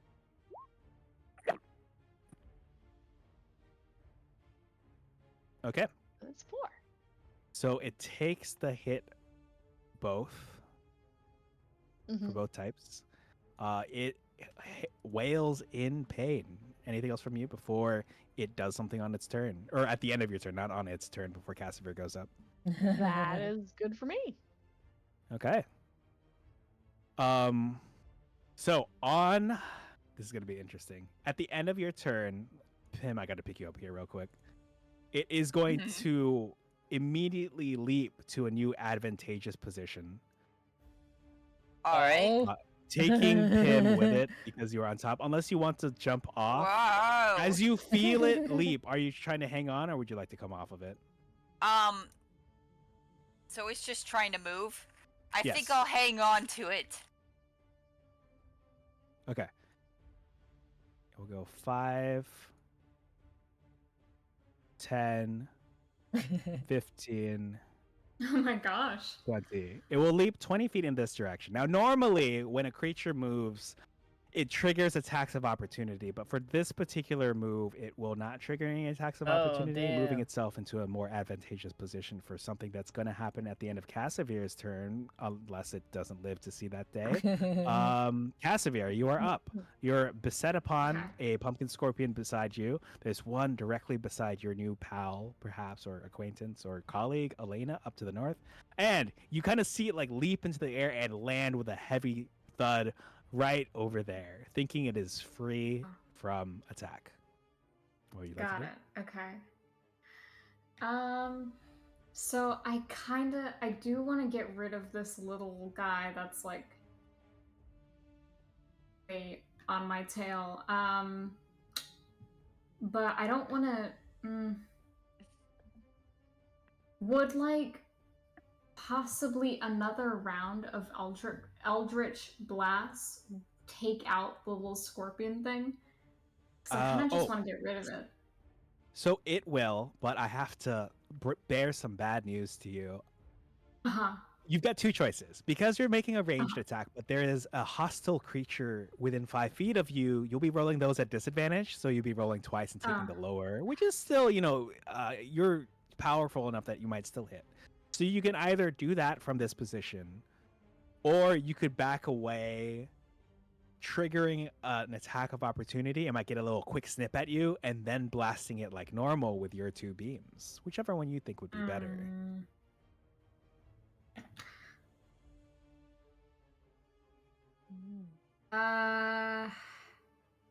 And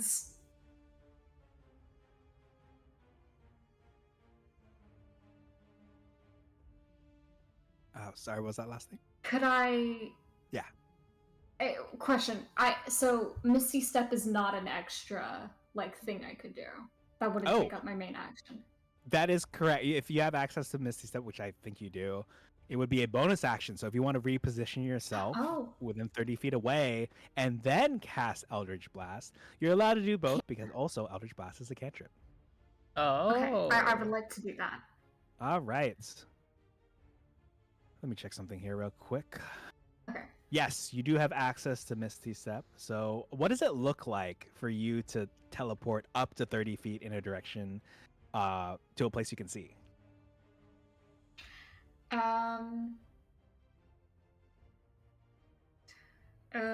Wait, actually, let me go this way.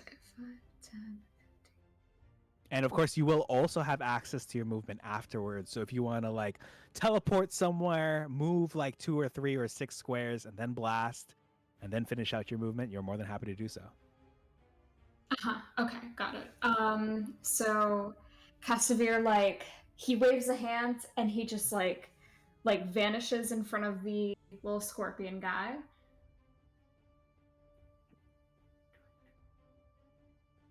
And he's gonna move to here. All right. Kind of behind the bard and far enough away from the scorpion attacking him. All right. And then he's going from his space behind the bard, he's going to cast Eldritch Blast on the little scorpion guy to try and take him out. Sure. Go ahead and roll me your d20 twice, and you'll be adding, I believe, 7. Let me check. Yeah, 7 to each roll as you shoot 2 Eldritch beams at it. Okay. So I rolled a 10 for my first one, so it'll be 17. Right. A successful 17 will connect. And then a 7. And that's...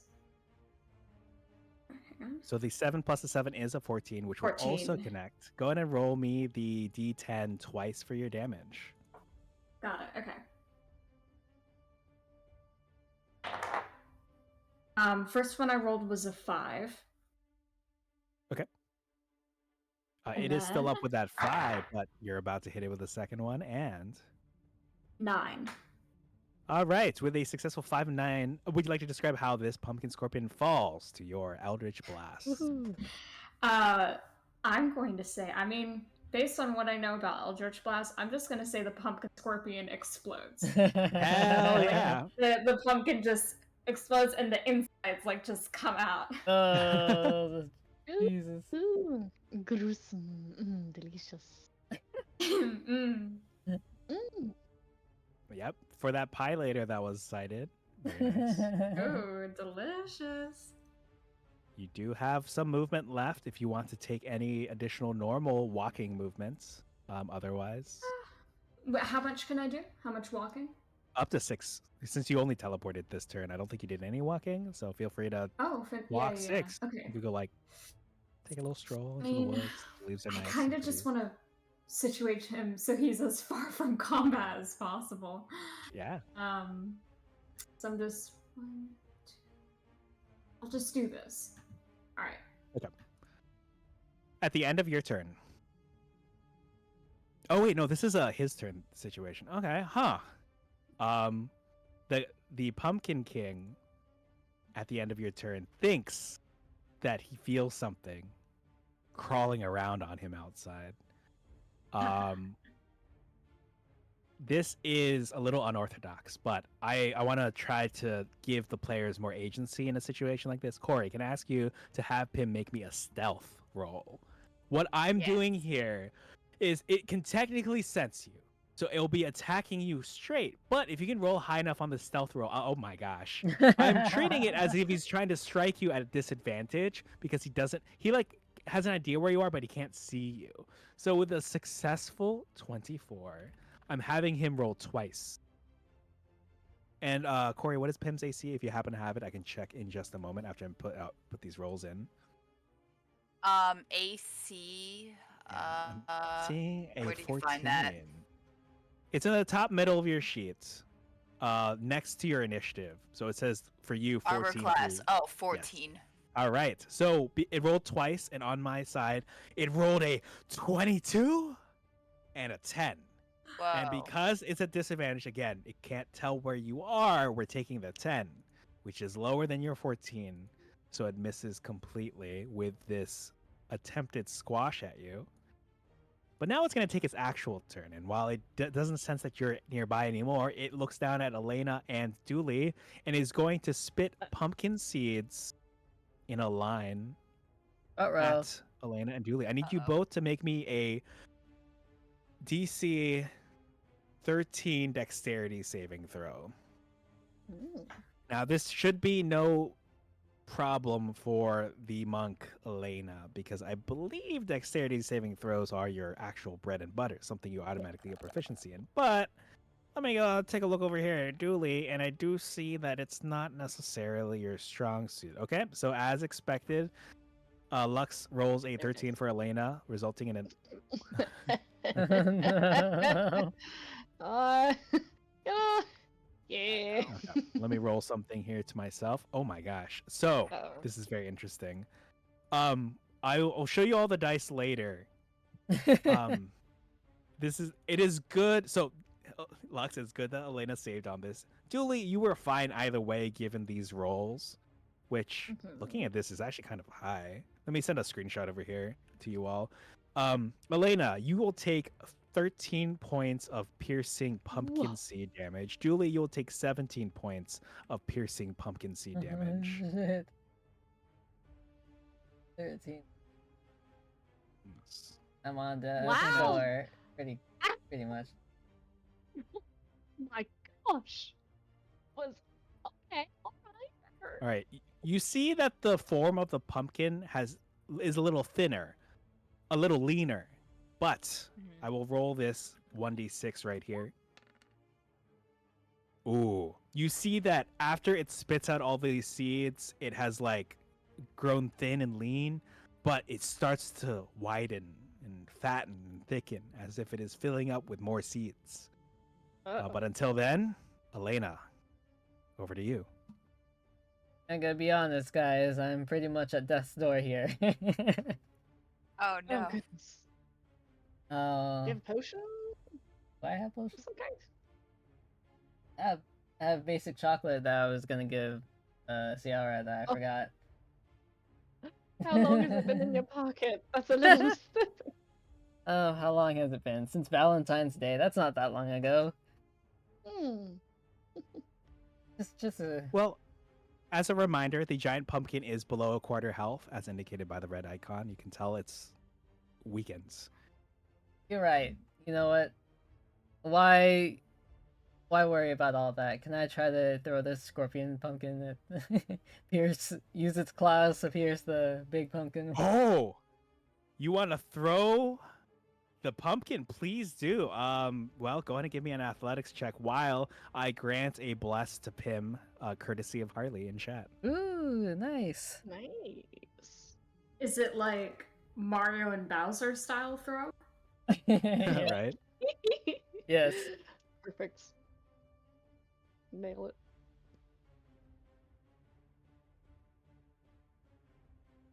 All right, the 17 is successful. Trying to figure out the damage for throwing a pumpkin scorpion that is next to you. Let me look at the pumpkin scorpion itself, actually. I see. Oh my gosh. Okay.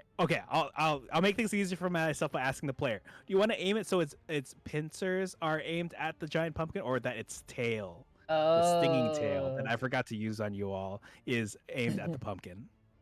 I feel like it'd give a little more oomph if it was actually the claws. All right. Which will Could I help. ask you to roll me 2d6s, one for each claw?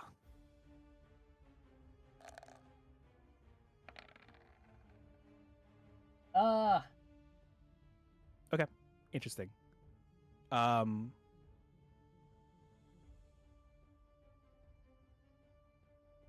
All right, I would like to queue up your attack. You are spinning it towards the pumpkin. Anything else you want to do on your turn before I ask Pim, Dooley, and Cassavir to queue up their attacks as well? Am I able to eat chocolate? And if so, can I heal with it? Uh, you can certainly eat the chocolate, yes. You can heal 2d4 plus 2. Feel free to roll that to yourself. While you're eating the chocolate, Pim, then Dooley on deck, and Cassavir following that up. Go ahead and get ready to hand me over what you're going to be doing. But Pim first. You see that Elena has gripped the back, like the tail, Bowser style, as cited earlier, of this scorpion pumpkin and is spinning it and is about to launch it at the Pumpkin King. What would you like to do? Oh god. If Elena is spinning the tail, then I should probably get off of it then. Oh, the tail of the pumpkin scorpion that she's Oh, okay. throwing at the Pumpkin King that you're on. So, is there anything you'd like to do as you see this scorpion head towards the Pumpkin King? Can I just give it one more stab and then hop off? Okay, like a little stab and then like a backflip situation, maybe leap off. Yeah. There's a tree over there, maybe you could leap to. Okay, yeah, go ahead and roll to hit. That's good. Okay. Just your dagger, like normal. Don't forget to Okay. toggle the advantage back to normal at the top of your sheet. Oh, right. It's at normal. Okay, thank you. A 17 is 17? successful. Give me your damage. Okay. Dang. 7. Tim's All literally right. killing it. You will stab it successfully, and then you're going to leap off. Go ahead and move to your new location. I will not have it get an attack of opportunity on you for reasons we'll get into in a bit. Anything else from you before I ask for Dooley and then Cassavir's moves? I think that's a bit. That's about it. Okay. I just watch it. Watch and see Yes. what happens next. All right. Dooley, this is what you see. You see that Elena is mid-swing, about to hurl this pumpkin scorpion. You see that Pim has like taken the dagger, maybe a bit of a flourish, is driving it directly into the flesh of this pumpkin creature, and is bending at the knee and about to leap off. What would you like to do? Oh yeah. Hold on. What do I got? I've got. Oh yes. I'm gonna run over to Elena and dodge under the screen. Oh, a little slide Yeah. situation. Yeah. Yeah, I'm gonna give her like a little pat on the back and cast Cure Wounds and say, "You got this." Thanks. Ah, yes. Supporting the team Putting my as entire always. faith in you. You've got this, girl. All right. Go ahead and roll me the Cure Wounds dice, but do it as a quick treat. Cure Wounds for you are, I believe you're casting it at first level, but correct me if I'm wrong, you're casting it at a higher level if you have access to it at your level, which I'm not sure that you do. Let me peek real quick. You do have one at second level, it looks like, but you see that Elena did just eat a bit of chocolate, so you might be fine with just the first level. Now, in 2014, this would be 1d8 plus your spellcasting modifier, which for you specifically is, I'm treating it as your 2. So it would be 1d8 plus 2. But because we are in 2024, they doubled basically this amount. So you can roll 2d8, add 2, and that's the health you'll be giving Elena. Okay, so 2d8s. Yeah, right. Oh, okay. All right, that would have been just a 1 if we were still in 2014, but this is the future. We live in the future, baby. All right, so that is 5 extra health for Elena. Oh, Anything else from you before we take it over to Cassavir? Nope, that's it. All right, Cassavir, over to you. Okay. So I have a question. I have invisibility as one of my spells. I was wondering, can I cast that on someone else other than me? Let me check. There's 2 kinds of invisibility, and I believe if you have the traditional invisibility, you can cast it on someone else, but you'll have to be touching them, like you'll have to be in physical contact with them. Yeah, that's what I was. Okay, so what I'm gonna do, and I can do 6 squared, like in how much I can go, right? Yes, you can do 6 squares. And of course, invisibility is a nice buff because it means while it will drop if they attack or cast a spell. Oh, who are you planning to cast invisibility on? Just before. The bard. Oh, okay. Okay, cool. Yes, sure. So, well, because I feel like, I don't know, I feel like I'm just out of the way of conflict. Yeah. So that she doesn't die. So I'm just gonna go up to here and cast invisibility. Okay. All right. So you cast invisibility on her. I will go ahead and mark it off with this little icon. No need to roll for that. It is an automatic success, essentially, making the bard and anything that she's wearing or carrying invisible as well. All right. Anything else from you? I still have one more step I can do, right? I believe so. I'm just gonna take one step back because just to put me between more space. And that's all right. it. So, Lux, do you want to describe it, or do you want me to describe it? Your successful, perhaps final collision with this creature. Yeah. So, grab the scorpion. Wait. Oh, like throwing the scorpion at the creature. Like now it's about to make contact, because, each round is 6 seconds. So all this stuff was happening and your attack will finally make contact. Okay. How does it look like? So yeah, she grabs the scorpion as if it's like a like a harpoon or something. Like tucks it at the pumpkin's main scary face, and it does it right on little nose. All right.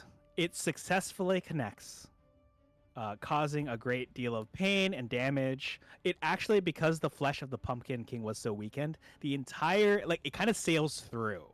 It like it pierces through, severing the top third of its head, causing it to slide down, crashing to the ground. Ooh.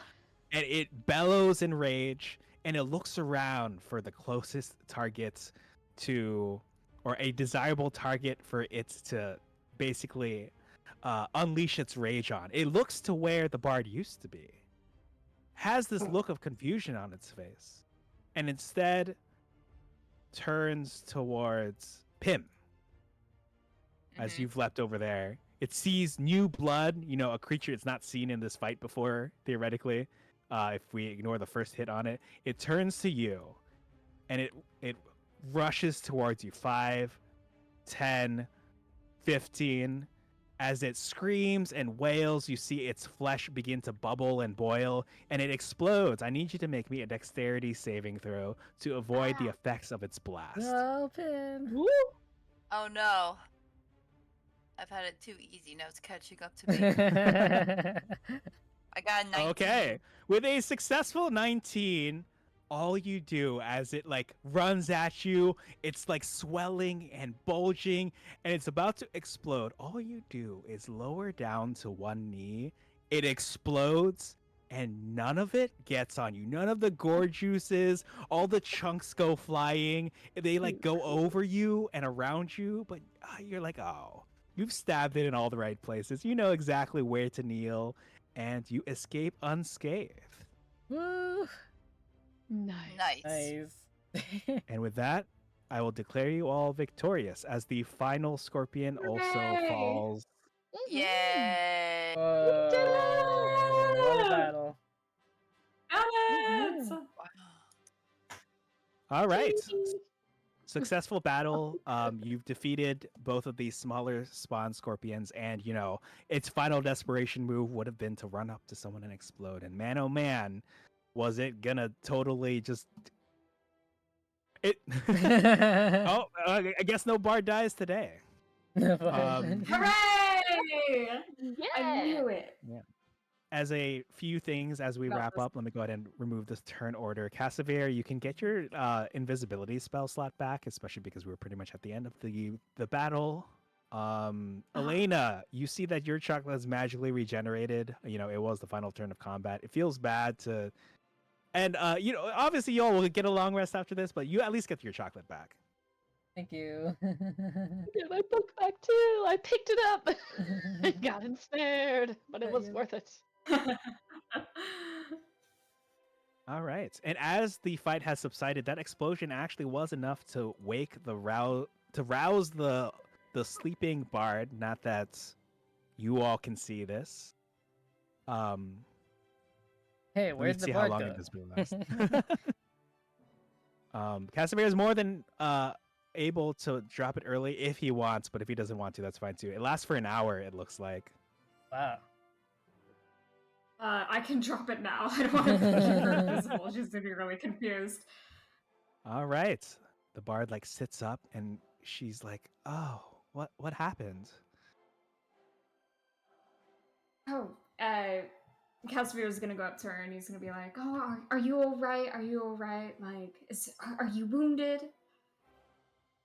I think she looks over and she feels for her bones, and it seems like everything pretty much checks out with her, and she'll say, "Oh, I think I'm fine. Oh, thank you. Who are you all?" She says, gazing out over all the 4 player characters.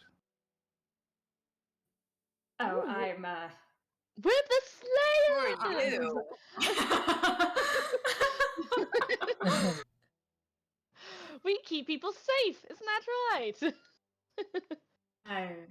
I'm not a part of Something like this. that. Yes, you are. Don't deny if it. you were billing us for the glass that broke, Cassavere is part of us.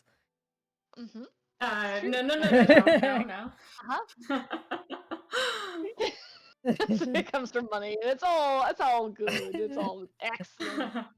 He'll take care of everything for us. So his routing number is. Yeah. Well, I thank you for your help. I was so let me describe this bard for you all. So she is wearing like dark blue attire with a buckle just below her neck. She wields a stringed instrument. She's got like pointy shoulder pauldron looking things, and she's got a little white hat and a nice, what is this, like a seafoam green bluish hair.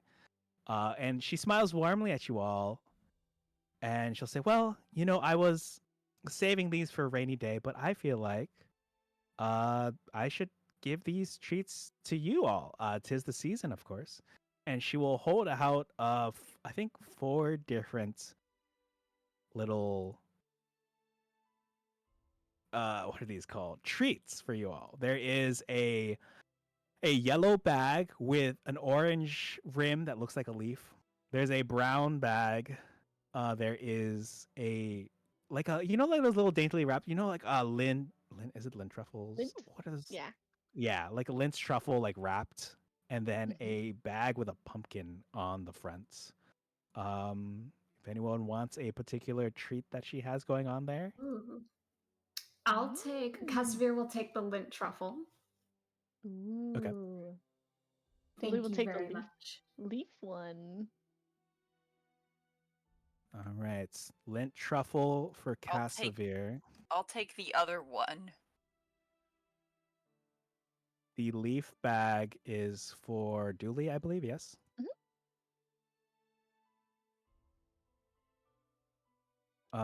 It was the other bag for you, Corey and Bim.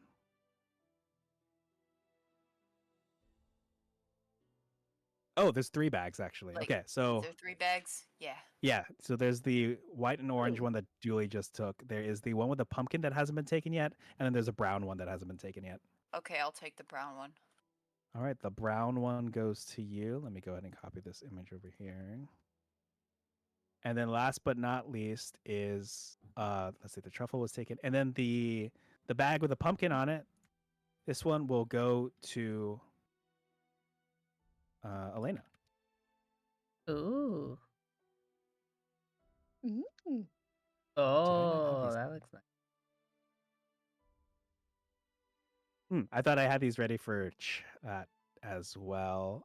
Interesting. I'll have to get those going. But basically, Cassiver, you get handed an everlasting sugar bomb. What this is it's, oh my gosh, 2 inches in diameter. Its flavors are quite interesting, quite unique, but it will also refresh you as it's slowly eaten. It's solid and slowly dissolves in the mouth, changing in flavor each time you reach a new layer. So first of all, it provides enough nourishment to sustain a Wow. creature for 1 day after 1 minute of letting it dissolve in your mouth, kind of like a good berry does. Like a good berry can sustain you for a full day. Nice. Oh, yeah, I guess that's what it does. I can paste a full description somewhere. Nice.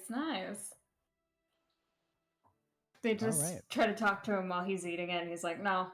No. All right. Next up is we'll do Pim's next. So Pim, you've gotten what's known as a candy Zorn, which is quite interesting given your Discord profile picture. Yeah. So it's a round waxy candy that comes in small bags of. Can you roll me 2d6 actually?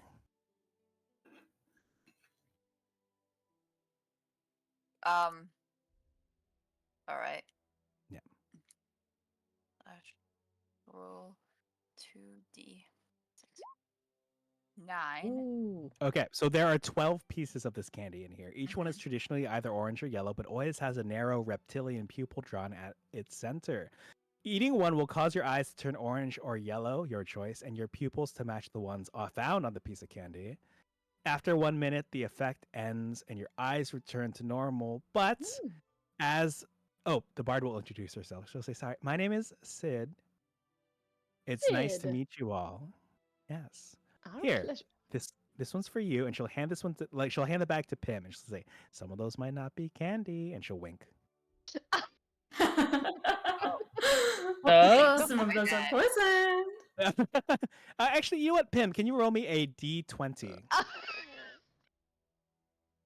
Okay. as one of the pieces catches your eye potentially? Depending on what you roll, we'll see how it pans out. Okay.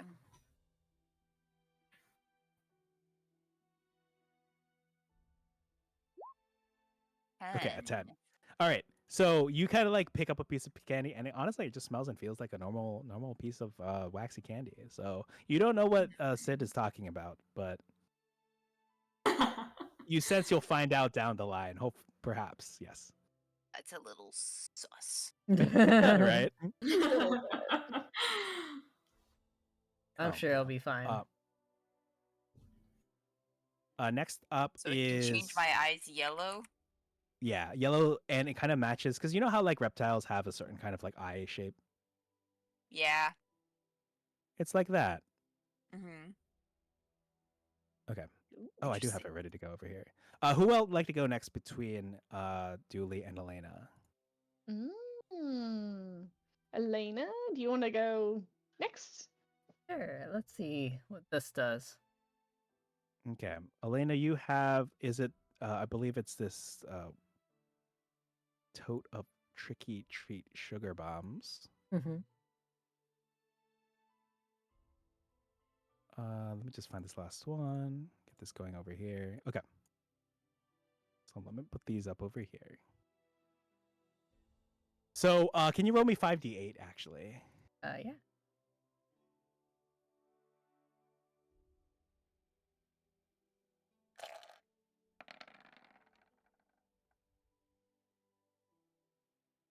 Okay. So there are 27 clove and pumpkin candies in here. A small illusory face appears over the sewn on pumpkin at night. Each candy has a minor magical effect that lasts for 1 minute unless otherwise specified. Some effects are pleasant, whereas some are mischievous. You can eat candy as an action, and when you do, you'll be rolling on a particular table to determine the candy's effect. Actually, Sid says, "Oh, I've kept one here for myself. Watch this. Can someone roll me for Sid a d20?" Elena, the other goes to you. A 1. Oh, no. Oh, no. my Oh no! gosh, what Oh, happened? no. All right. Can Oh. someone roll for me for Sid a constitution saving throw? The DC is going to be 13. Her modifier is going to be 0. So please, please, please roll a 13 or higher. Oh god. Oh no. Well, Lux, I feel like I'll say you can do it. Okay. Yeah. Okay, hold on. Oh my goodness. You try Oh, to show off in front of the new no. kids. So yeah, that's exactly what happens. So she's like, "Hey, I've got one. Watch this." She pops it into her mouth. She immediately feels ill. I've asked her to succeed on a DC 13 Constitution saving throw, but she spends the next 6 seconds retching and reeling. Oh, You no. poor thing. Oh, it's okay. You Oh don't my have to look gosh. cool in front of us. I'm Poor gonna thing. pat her back and cast a tiny little cure wounds. Like, oh dear. She much appreciates She's like, that from oh you. god. She like wipes some of the spit from her mouth. Sorry, that one might have spoiled, but the rest are fine. I assure you. That one was just from the last batch. Are you sure? I can't believe that happened. I cannot wait to show you all like oh my gosh, this table. All right. Let me post this for chat too. Last but not least, it sounds like Dooley. Your thing I'm very excited for. So let me post in order. So we did Cassaveres. Let me throw Pims in here. It was the Candy Zorn. Next up was the Tote of Tricky Treat Sugar Bombs. I'll post that in here. And then last but not least is the Bag of Irresistible Leaves. So this small bag sounds like it's filled with an impossible number of crunchy fallen leaves. You can use an action to open the bag and append it on the ground into an unoccupied space within 5 feet of you. A pile of leaves then falls from the bag, filling a 5-foot cube in that space. A creature that starts its turn within 20 feet of the leaves and can see them must succeed on a DC 13 Wisdom saving throw or be compelled to leap into the pile until the end of the turn. They have to Oh spend all my their gosh. movement, they have to dash, and remain in that space for the rest of the turn. Let me post that in here as well. I love that. It's super cute, and chat can see the picture up here, I believe, as it cycles through the slideshow. So those are your 4 Halloween magic items. But, Sid you. here is not that she's used to listening to her fans. So she'll turn to you all and say, "All right, well, that's what I've got as, trinkets and treats. But is there anything else that any of you are looking for? Some people think of me like the bar to top the mountain, even though we're not on a mountain. But she pats the rock beneath her. This seems like mountainy enough. Does anyone have any questions they'd like to ask me?" Nope, I'm Do good. you need a drink of water or something? That was pretty rough. Oh, Oh dear. it's fine. Watch this. Wait, famous last words. So she does pull out her flask. She pours it into a glass, but she uses, is it prestidigitation or thaumaturgy? Which one is the flavoring one? It is prestidigitation, and it is available to bards, sorcerers, warlocks, wizards, and artificers. So she pours out a glass, and she casts prestidigitation on it to chill it and to flavor it. And she's formed a nice cold glass of lemonade, and she begins to drink it. And she wants to Nice. offer it to any of you all as well. Sure. Take a little sip. I'm Most fine. I'm fine. I'm Okay, good. she nods at Casimir, Your but stunt with the she- candy has made me. uh, I'm not sure what Very. else is from last time. The old Oh stuff. my god. Very keen of you, she'll say, and she'll hand the glass over to Dooley. Yeah. Yes. Like y'all had things we've been looking for around here. Maybe you have. I personally have seeking some inspiration, sort of spark up a musical endeavor with my lover. She really likes songs, and I've been struggling to write as of late.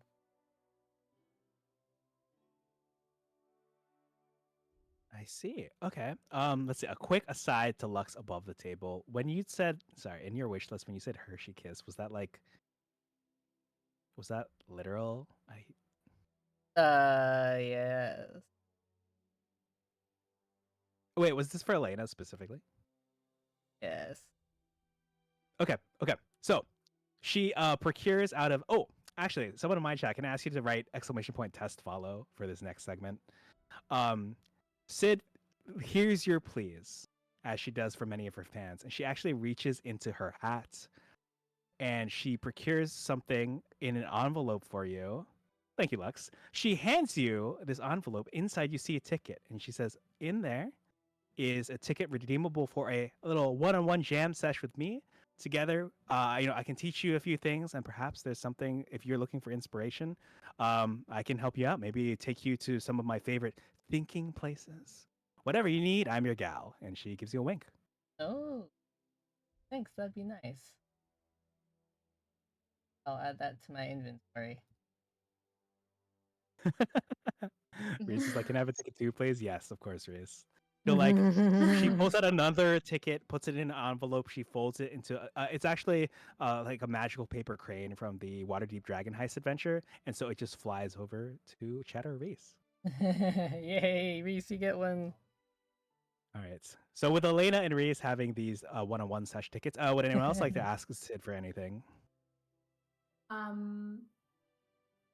Cass. Okay, he has a couple of questions. Miss Sid, do you see that boy? Where is he? Oh, Yeah. Miller, and he's like calling over to little boy who's like Yeah. standing so far. He's like, "The battle's over. You can come over here, hun." Yes, I definitely did forget he was there. And he's like, "Miller, I have questions about this boy, Sid. What is he?"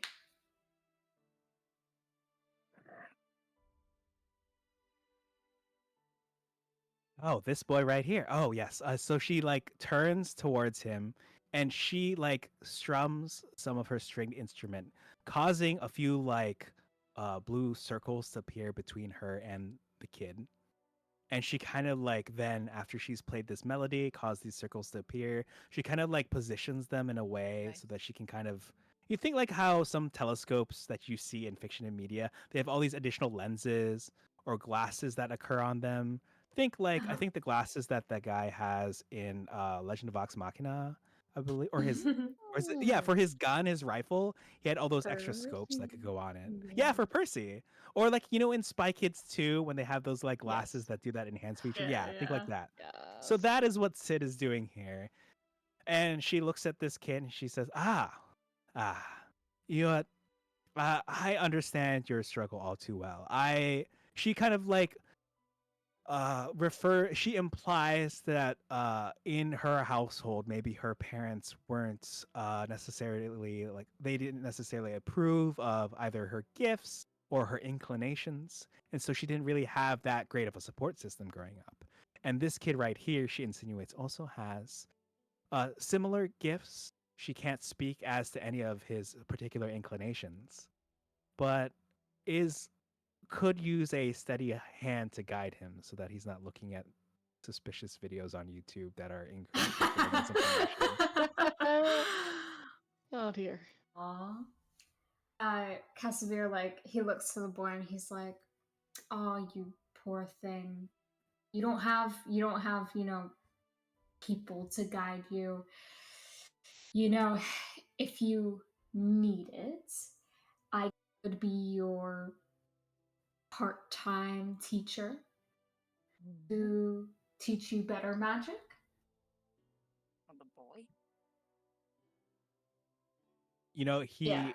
he does look down Aw. on the ground for like he had been looking down on the ground for much of this conversation, but when you mentioned the part-time teacher thing, he kind of says you can kind of tell the energy here. He says, "Yeah, that sounds good. Part-time is good because I'm just such a busy guy. So many things to do. People to see. Part-time sounds good."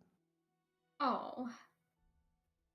Or full-time? Like, Oh, I that's good.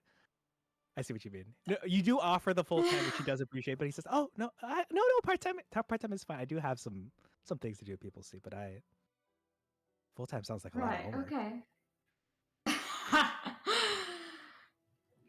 And you know, he's like remembering and he's like, "Okay, well, I have a lot of questions about you and your bouts, but I'm here to help you." You know what I'm saying? He smiles for more than you've seen him smile recently. You haven't seen him smile this big since you taught him how to correctly align the jewels earlier. That's That's a cute kid. Aw. And then can Casimir ask like another question related to his like goal? Yes, of course. As Sid would put it, you kind of asked that for Miller. What about for you? Hmm. I'm not sure how to explain this without making the people around me nervous. I have this issue, this disease. That needs curing. I'm look for someone or something that knows what to do with me. I don't know what's wrong with me, but I am not. Unexplained things keep happening to me, and I need something to help. She nods solemnly. She can't promise to be, the expert at everything, but given the vibes of what you may be looking for, she tells you that you might be able to start your search in a place called Zinda, which I will type in right here. She's heard Ooh. of, they keep a particular product called Jelly Wine, Jeli. and that might alleviate more than just the physical in someone, but is quite helpful when it comes to the physical. Mm, I see. Thank you. Thank you. I will see to traveling there soon. Yes, of course. And if you ever need a travel partner, I know a song or two. Thank you. Okay. And then if you all are cool with it, I'd like to ask Pim and Dooley for theirs before we wrap things up. Ooh. For our wish. Is there a wish you have? You know, Sid can't promise to grant your Oh yeah, wishes, I wanted but to. she's been known to grant many. I wanted to steal something for the greater good, so Dooley won't be mad at me, and Aw, everyone will love me. Tim. Oh, we love you. You're a good sport. Ah, okay. So Sid here knows just what to do. She'll reach into a side pocket. She'll hand you an envelope, and she says, "This here is the location of a museum of which some of their artifacts don't rightfully belong there." Ooh. Okay. Oh, what's the So, museum called? it's unfortunately I don't read this particular language, but if you have someone in your because do any of you speak Draconic? Oh, let me check. I don't. I know I have the spell detect language. Oh, that's cool. Oh, yes, I see the comprehend languages here. Yes. Yeah. Oh, I had that too. Maybe do that. Yeah, Oh, I'll Oh, probably better yeah, at it than I am. let me also check to see that I don't have Draconic on here. How do I? Oh wait, let me see. Oh yeah, I see it. Oh, I do have Draconic. Mm.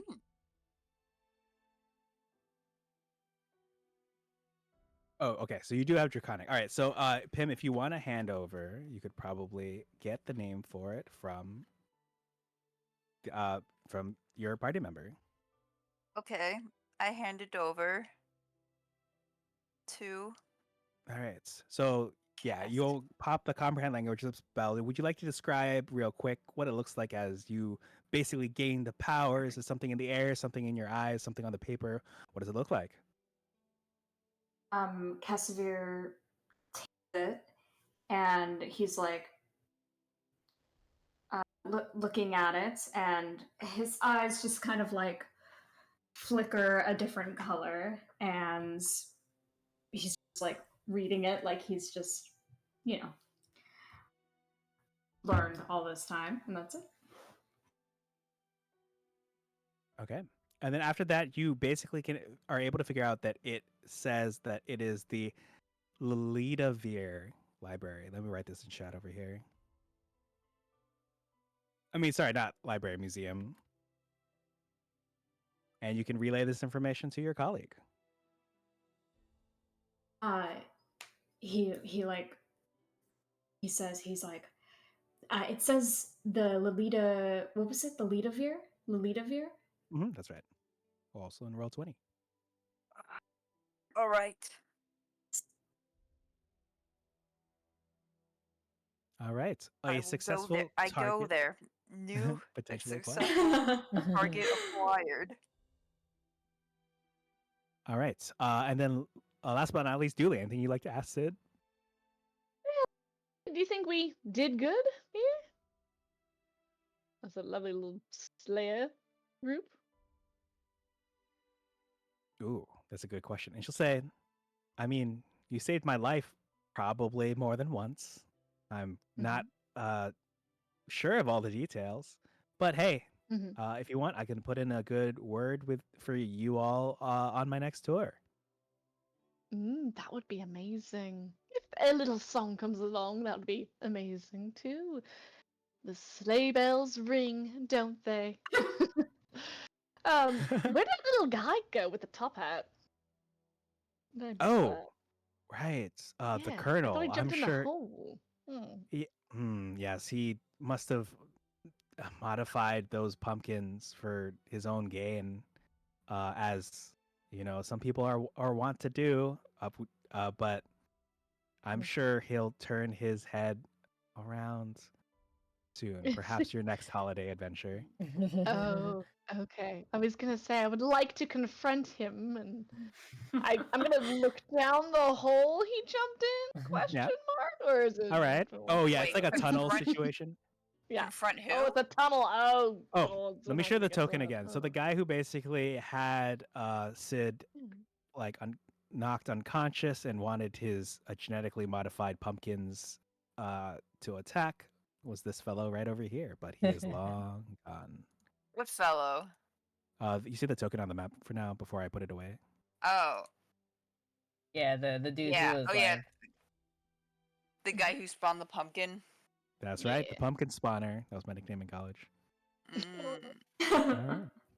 But yeah, Sid tells Oh. you that perhaps he'll rear his ugly head again, as he has been, as far as plants go, he's been doing some funky magical things, tampering with the laws of nature as originally intended. Anyways, Excellent. I'd really like to wrap things up because it is pretty late and I'm really Mhm. tired. Of course, yeah. As I said earlier, Pim and Dooley were the last things to ask. Now that you all got your wishes, Sid will escort you back to the entrance. So I'll go ahead and take you to the new map. As the sun has set, as you were able to tell while you were in the maze, and well, you'll see that the fireflies are out. oh, It's beautiful. And with that, the sun has set on another Cute. adventure. You all have new headings, places to go. Sid will tell Pim to make sure to grab the giant egg on your way out of the museum. Ooh. Nice. Yeah, fireflies are out, and that is feels like a fantasy in and of itself these days. I thank you all for coming on this adventure. Feel free to ask Sid offline for any additional follow up questions you may ask. But yeah, the AP area is safe. The maze is safe. All the people you see, the other NPCs, some of which you've met, some of which you didn't, are also here safely back at the AP area. No monstrous pumpkins are around, and your adventure is complete. hey. Yay. Yay.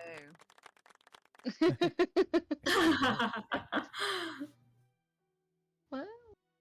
Oh, Thank you so much. thank That was you as always, delightful. Troy. Yeah, thank you. It was Thank you, awesome. Roy. It was Yeah, great. thank you all for playing with me. Corey, I know you do have to go. So, anything that any of you all have to want to say to the people for the for my recording in the future, like just like a hi, we love you situation or something. Hi, we love you situation. Hello, we love you. Thanks for always Mwah. checking out us and Troy and us and Yeah, Troy. yeah. Thanks Yippee. for watching. Hope you all have a good night, good afternoon, good morning, wherever you are, and we'll catch you next time. We'll go to the chatting screen, but bye. Bye. Bye. Okay. Well, that's it. Corey, if you got to go, feel free to do so. But the rest of us, thank you. I mean, for all of you, including Corey, thank you for playing with me.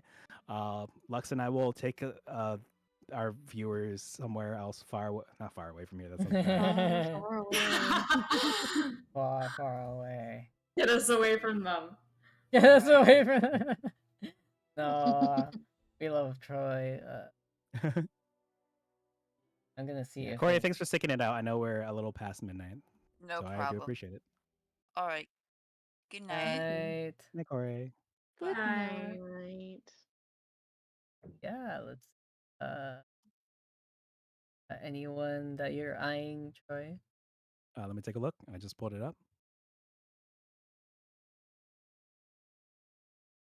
I'm like looking for someone with similar vibes because I normally like to raid into someone who has either D&D or what's the word I'm looking for, Baldur's Gate 3 up. But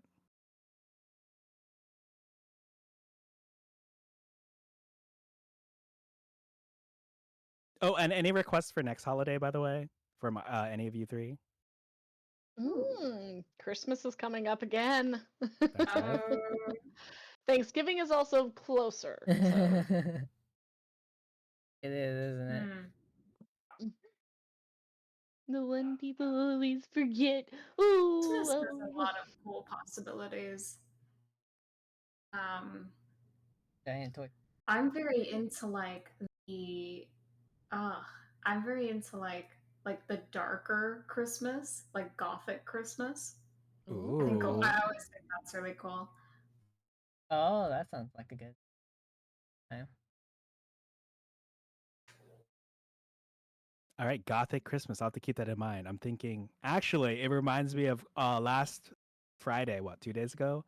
I ran my first session of Candela Obscura as a Halloween one shot, but it's like the perfect. I think it's also a good Christmas vibe because think of it like one of the best ways I can envision Candela Obscura is what if you took A Christmas Carol? Remember that kid at the end of the story who and Scrooge is like, "Hey, buy me this turkey and stuff," and he like runs out, buys the turkey, but he gets back. And then he sees that Scrooge's place has actually been deserted for like 15 years. He doesn't know who he talked to. He like goes in. It's been deserted. Who gave him the money? Who asked him for the turkey? And why is there a chilling presence coming from upstairs? It's like that vibe. Oh my gosh. Nice. Yeah, no, I love that. I love that stuff. That is That's really cool. But yeah, I'm excited to get that going. But yeah, I've got the Gothic holiday vibes lined up for the next session. Hi, Raven. Welcome in. We're just wrapping up here. Alexa and I are figuring out where to go from here. Do you have anyone? I don't.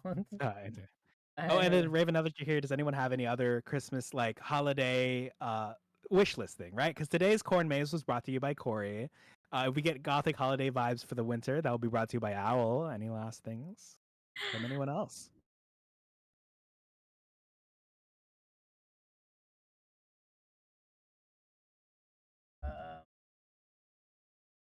Just gonna send you random things that. Okay. And I'll send you this one because I think because this is one of my colleagues and I know he rated me during Kindle Obscura. Oh yeah, or that last one. I was also in that last one too. You were? I was. Okay. Yes, with something similar. Yeah, I feel like I might know this person from you. Most likely. Okay, we can swing over there. Ooh. Great. I was also going to say, yeah, like with the Gothic Christmas, something to do with like a cathedral would be really awesome. Oh, that's a cathedral. Say less. I already have the map in mind and ready to go. All right, a cathedral. Okay, a cathedral. And then one last question for you and anyone here. Like, what are you thinking? Like, what's an idea of something you could show up? Like, is it like a Mrs. Claus, like a reindeer, like some sort of like tree creature? And she's like, maybe like a little snow queen, a little bit. For like the villain or like a something like that. Good person. Oh, both. Either. Oh. Maybe like I don't know, the Christmas Carol idea would be really cool. I think like Christmas future. Ooh, Christmas future. I gotta write this stuff down. I'm gonna forget. Like maybe that would be a good way to like explore the characters, like the characters with like Christmas past, present, and future. Oh my gosh. Oh, I got some homework to do with each of the Slayers. Okay. Y'all are cooking. Yeah. If they don't avoid a certain, like, if they don't avert a particular scenario. Oh, yeah. You're speaking my language. All right. Cool. Okay. And I've got ideas. It also has to be an improvised musical. Yeah, there you go.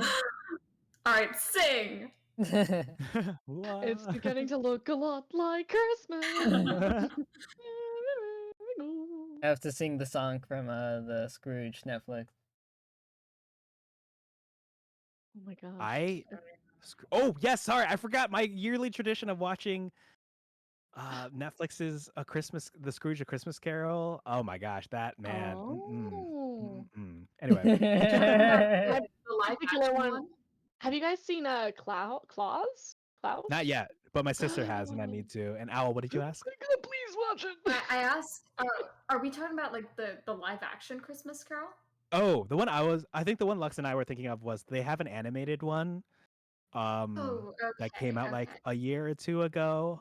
It's got a few songs I really like, and I just like how I'm gonna phrase it like this tactfully handsome Scrooge is in that movie. Yeah, God, here, let me nice, post nice. it Well, actually. so the live action one, a really, really dark live action one that came out on like it came out, I believe 2021 or 2020 on I forgot which like program, but it was really good. I watched it. Ooh, The okay. way they interpret the Carol story is so good. Like there's a scene with Christmas like past, I think, and they make him like Ooh. look really scary. Mm. Okay. And I remember Oh, I'll have to do like, some research then. That sounds like homework I'll have to do before the holiday session. yeah, I think it's like FX's Christmas Carol. Okay. Okay, I gotta write this down too. Good old FX. Okay. Well, thank you for the suggestions. I think Lux and I are ready to get out of here. So we're going to go right into, if I'm understanding correctly, my colleague Yuki, who is wonderful. Yeah. She does art, she does Pokemon Unites. And of course, for those of you on my end, feel free to pop this raid command if you're subbed, and this one if you're not subbed. And yes, stay tuned for Christmas for sure. I'll speak with the Slayers if we're doing Thanksgiving. But I know Lux and I really appreciate all of you, both players and viewers, here for making this great. Thank you so much. Of Mm. course. Thank Right, it's you. always a good time, whether it's on off stream, on off session, it's always great, and I appreciate you time to think of all these stories to tell with us, and not only that, but going with the flow with us, and always trying to make sure everyone's having fun, and I hope you're having fun too, enjoying doing I this. am having a lot of fun. So much fun. That's awesome. Yay! Okay, I'm ready to head Yeah. over when you are. All right. Yeah, thank you. Good Yeah. night, And if you all have everyone. links you want us to plug, let us do so.